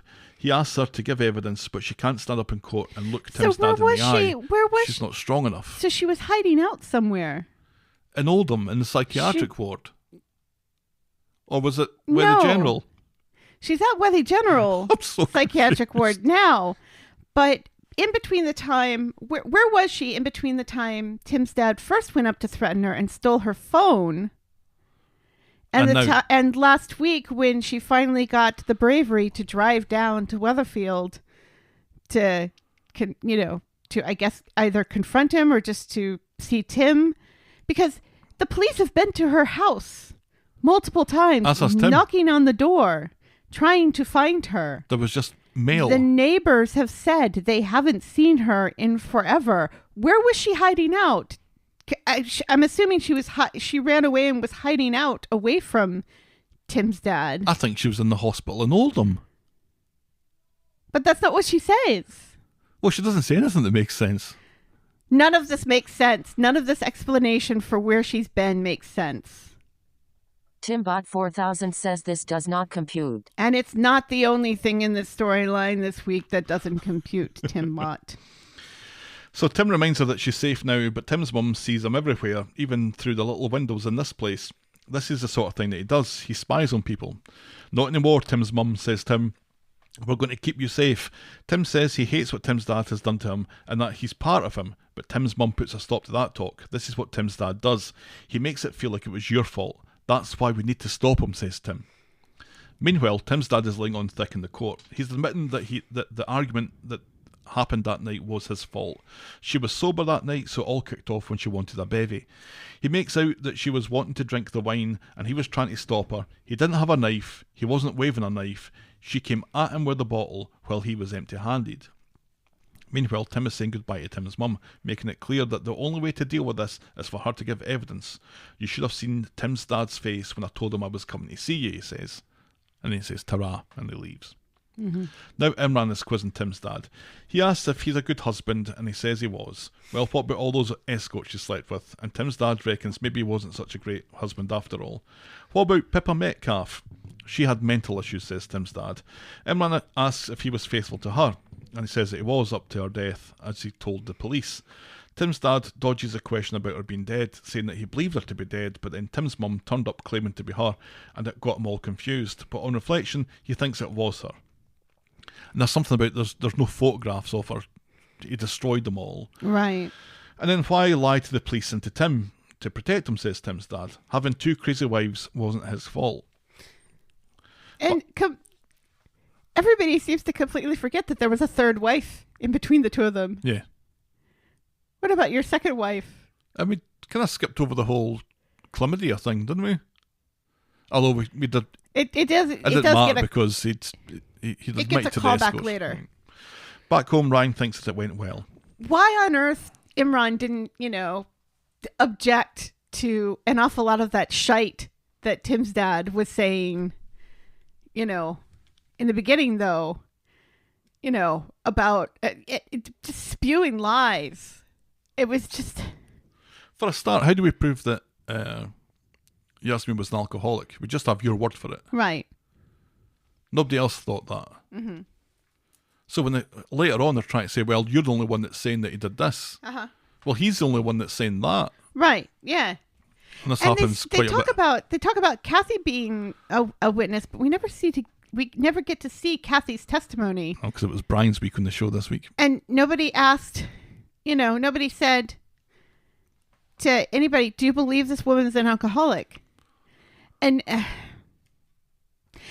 that woman who's representing Tim's dad, is that the same woman who represented the guy who was gaslighting Sally and stole money from her for his sick wife? Duncan? No.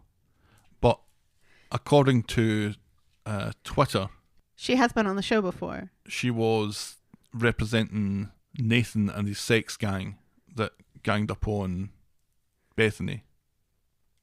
Oh, okay. So she does have a history of representing awful men. I'm led to believe so, yes. Doing awful things. Back home, Ryan thinks it went well. On his way home, Imran seemingly had time to visit Tim's mum in hospital, and she's agreeing to give evidence. Huzzah! Ryan thinks it's all in the bag. Meanwhile, using a radio station ID from one of his colleagues, Tim's dad is dressed as a ninja as he gets into a secure ward at Weatherfield General. He takes time to answer a call from the owner of the pass and promises to return it in 10 minutes. ID. But it's hospital radio. Well, no, it's just a regular hospital ID for a... Trust me, Helen.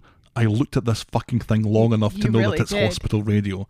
She's a colleague in hospital radio. That's how he's got the pass. I thought it was like a colleague in the hospital. How would a hospital radio pass open a door to the psych ward?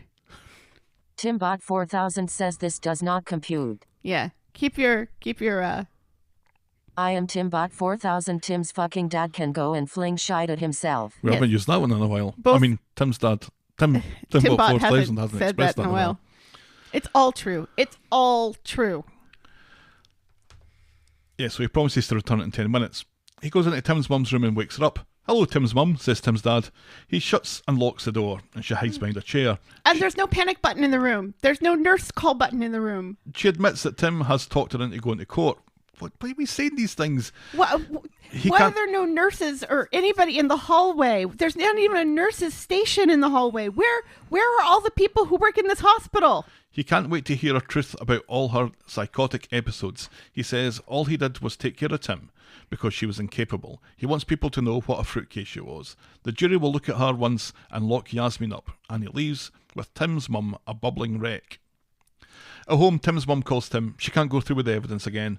She doesn't say what happened, she just can't, and then she hangs up. And Tim says to Sally that Tim's mum had said that she thought Tim's dad was hanging around, and he has his suspicions that this might be true. He tries to call her back, but she doesn't answer. On Friday, it's the morning, and Imran points out to Alia that they still have to have their say today. Yasmeen, Sally, and Alia will still have to take the stand, so it's not the end of the world that Tim's mum has pulled out. Privately, Imran admits to Ryan that he's shitting his pants. Yasmeen takes the stand, and she's initially a little timid, but she seems to find strength as she goes on. And we go through a lot of the backstory, lots of stuff we already know. How Yasmeen isn't an alkie, how she did stuff to keep Tim's dad happy, how he forced her to clean, put little X's on the skirting boards, how he made her eat Charlotte the chicken, how she got locked in the box and got locked in the house, and the Claire's law query. Imran's questioning is very leading, but it's allowed, and she describes how Tim's dad came at her with a knife, how she feared for her life, and how she lashed out with a bottle. And we see the mobile phone footage that we've seen a couple of times. And all the while, Tim's dad looks like he doesn't recognise the story that she's telling, and Tim looks sickened as he listens on, and Yasmeen is pretty outstanding during this. Shit. The defence lawyer is the personification of legally qualified evil, as she does her best to make Yasmeen a liar. If Imran led the witness, this cow is badgering her, or this badger is cowing her, I haven't decided which. Alcoholics are often in denial. The catch on the magic box slipped. Everyone gets angry from time to time and shouts at people. And wasn't it Alia who looked into the Claire's Law thing in the first place, and didn't Alia hate Tim's dad? The barrister questions Yasmeen's account of the knife, given the police report that it was found nowhere near Tim's dad when they arrived in the scene, and Tim's dad is very pleased at how this is going. Yeah, and it's like, well, yeah, I guess people shout at each other every once in a while and people get angry, sure, but that they don't jam their iPhone cameras in their face and say awful things. Plus, he painted himself on the stand as this fine, upstanding man who was such a good husband, and this proves that he's not a good, It doesn't matter that it's not illegal. It's proof that he's not a great husband. Right. I have not hated a woman since watching Gillian Anderson play Margaret Thatcher last week. Who is still dead, by the way. Margaret Thatcher, not Gillian Anderson. Correct. Alia's in the stand now. We don't see Imran's questioning, just the prosecution doing our best to prove that Alia always had it in for Tim's dad. As this is going on, a note is passed to Imran that makes him smile. I was tempted to do a little... He opens it up and it's a picture of boobs or something. So it's a reverse smile fade. It's a smile grow. That is. Next up on the prosecutor's list to be nasty to is Sally, who tries to explain how Tim's dad burnt Yasmeen's clothes. What clothes did you actually see? And Sally has to admit that she didn't see clothes. She just saw a bin of But stuff she did. and a noxious smell. She did. And she used to take chemistry. Look, you can, if you go back to that episode, he's putting the clothes in the barrel while she's watching, and that's what makes it weird. And then she doesn't mention the fact that she confronted him about this, and he said, well, they were just some old clothes that she didn't want anymore. And she said to him, yeah, but you give them away, you don't burn them. Why did you burn them? That he confessed to her that that's what they were. Why doesn't she say that on the stand? Hearsay. It's only she said what he said. But still, 99% and that would be overruled. 90 Overruled. No, because Hearsay. none of the other hearsay that anybody has said in this trial, which is 99% of what people have been saying in this trial besides the video, everything else is hearsay. The judge is fucking asleep at this point. He's a fucking incompetent asshole too because of what happens later. Again, we don't see Imran, but he stands up and announces that one of their original witnesses is able to give evidence after all, and he calls Tim's mum to the stand. Tim's mum? In comes Tim's mum, looking like she might turn to dust if anyone looks at her. She explains her story to Imran, how Tim's dad was a charmer but quickly turned and controlled her. She didn't go anywhere, she didn't see anyone, she didn't do anything. He forced himself on her, gave her STDs, he'd go off with prostitutes every weekend, and when he hit her, it was the final straw. She left and abandoned her beautiful baby Timothy. And Tim's dad threatened to kill Tim if she came near again. I liked when it said our beautiful boy, and then we cut to Tim, who's looking a little confused. She explains the events of the summer, how she came back and Tim's dad threatened her not to testify, and again as recently as last night, and there's murmurs from the courtroom, and Tim actually looks like he's shedding a few tears at this. Now the prosecution gets her turn to say yes or no to Tim's mum out of the witness box. Tim's mum was actually pretty good at not taking any of the prosecution's shite.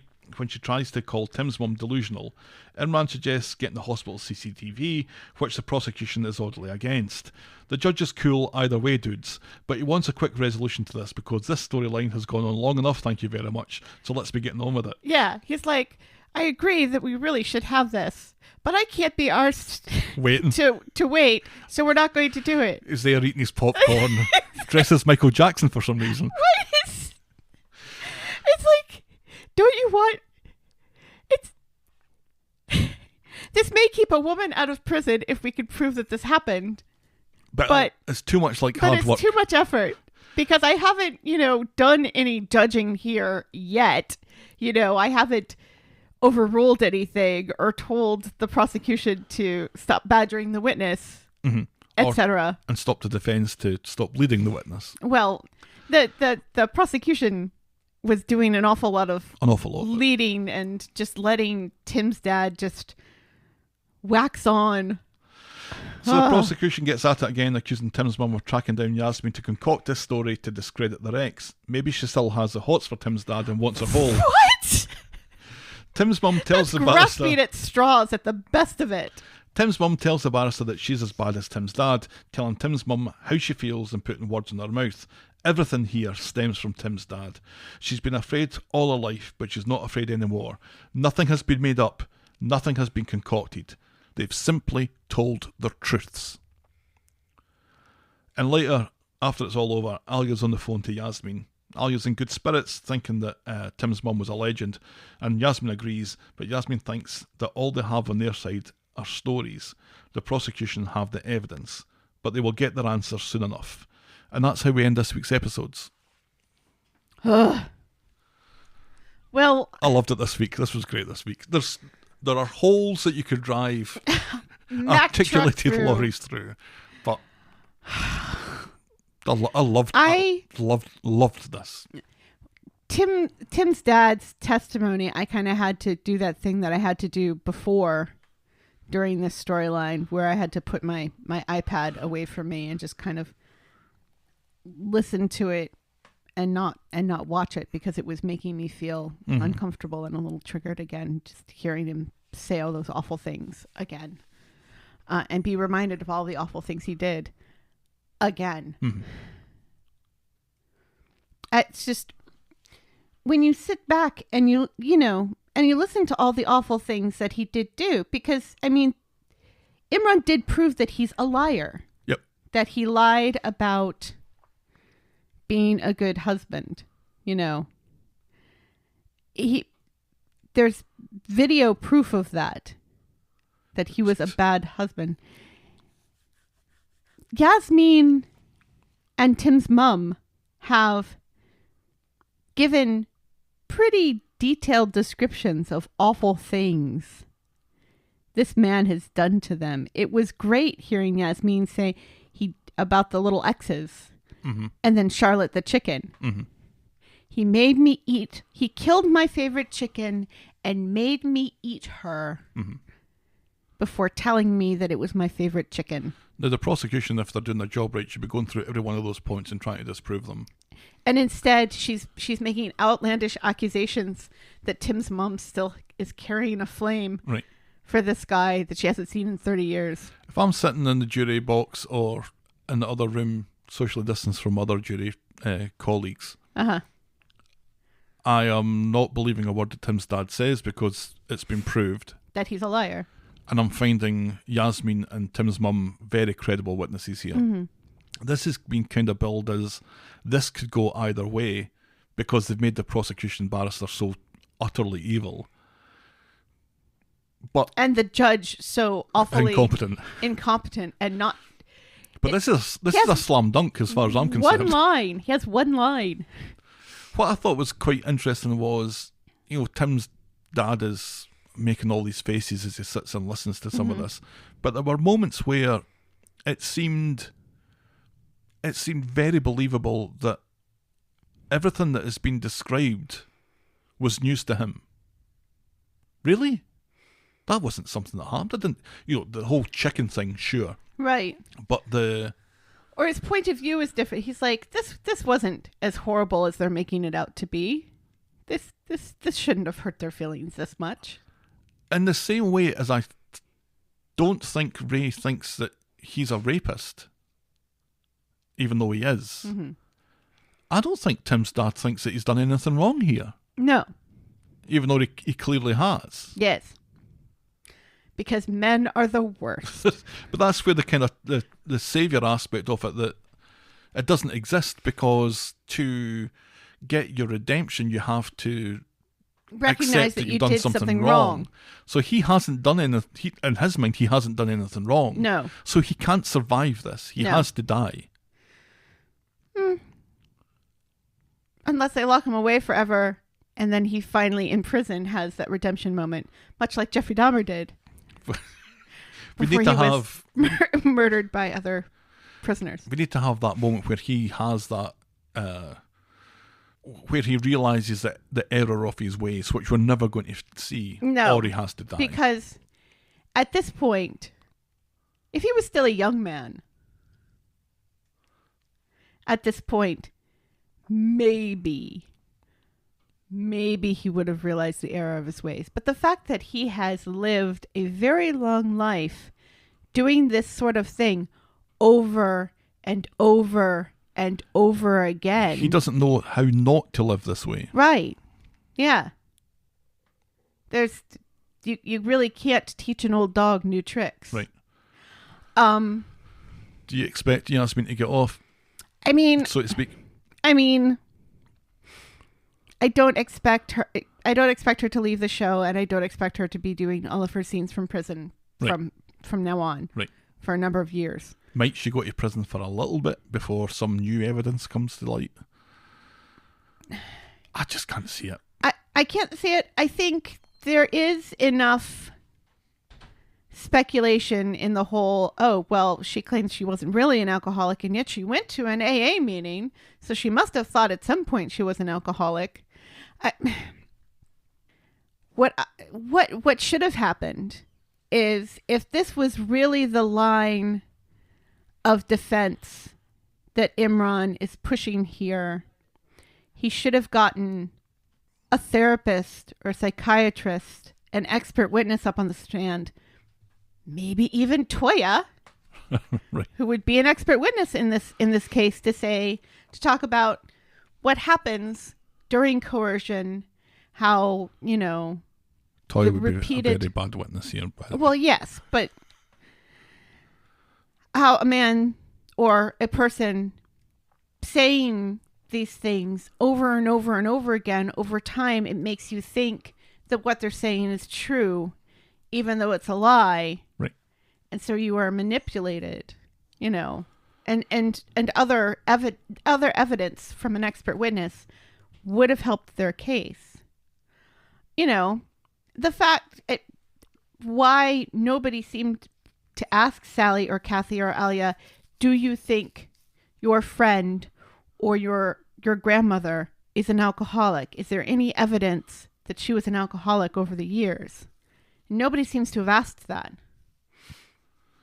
of anybody else, because that's the only thing that they have to stand on, the prosecution, is that she was this dangerous alcoholic, dangerous raving alcoholic, Violent. who was violent and crazed. Nobody saw any violence. Nobody Yeah. can testify that there was any sign that Yasmeen was anything other than a lovely... Why didn't they get A lovely lady. Eileen to testify about seeing him lock her in the house? Again, I think we're stymied by COVID here. Yeah. Yeah, because we don't even see Eileen in the group of protesters, No. which you'd think this would be something she'd love to do. Right. Or be there for Steve in the whole Oliver thing. And be there for Tim. Yeah. And just, we love Eileen, so. It's the 60th anniversary next week, Wednesday the 9th to be precise. So we'll see lots of people. I assume we will, yeah. Ken will be back. This is all going to come to a head Have you next seen week. the portrait of him with somebody that he was gifted? Yeah, I don't think we have time to talk about that. What was your moment of the week? Tim's mum. Tim's mum for me. Yeah, yes. But is it Tim's mum putting that awful woman in her place? Or is it Tim and Tim's mum in the hospital room, and Tim saying, yes, you are my mother? Do you know, that was my goosebump moment, was that I'm sorry I didn't believe you, but Right. I believe you now. Yes. And her saying, you are not your father, and you are the most important person to me, and everything, and them coming together. My beautiful, beautiful Timothy. Yes. Let's go with that. Yeah. I believe you now. That's our Moment of the week. Moment of the week. boring moment of the week. You look like you have something in mind. What was the scene that we were talking about earlier that was pointless? The flowers arriving a day early. Yes. The Yes. flowers arriving a day early at the florist's, where they were meant to be, was our... Boring moment of the week. Boring moment of the week. We need to learn how to do this another 2 hours again. Shall we wrap this one up? Yes, please. If you've ever had a conversation in your undercrackers outside your front door and had a neighbor tell you to put trousers on because your tiny little tushy is hanging out. an email with photographs to thetalkofthestreet@gmail.com, which is also our address on Skype for voicemail, and on PayPal if you want to chuck a couple of bucks into our virtual tip jar. We're at Corrie Podcast on Twitter, Facebook and Instagram. I think I've worked out how to work Instagram now. Please check out our merch store and YouTube channel, links to which you can find on our Twitter bio or on the other stuff page of thetalkofthestreet.podbean.com. And if you're so inclined, please leave a rating and a review on the iTunes or your podcast provider of choice. Thanks for making it to the end of another episode. We will be back next week for a 60th anniversary of Coronation Street episode of Woohoo! The Talk of the Street. Street. Cheerio. We haven't been around for 60 years. No. Bye bye.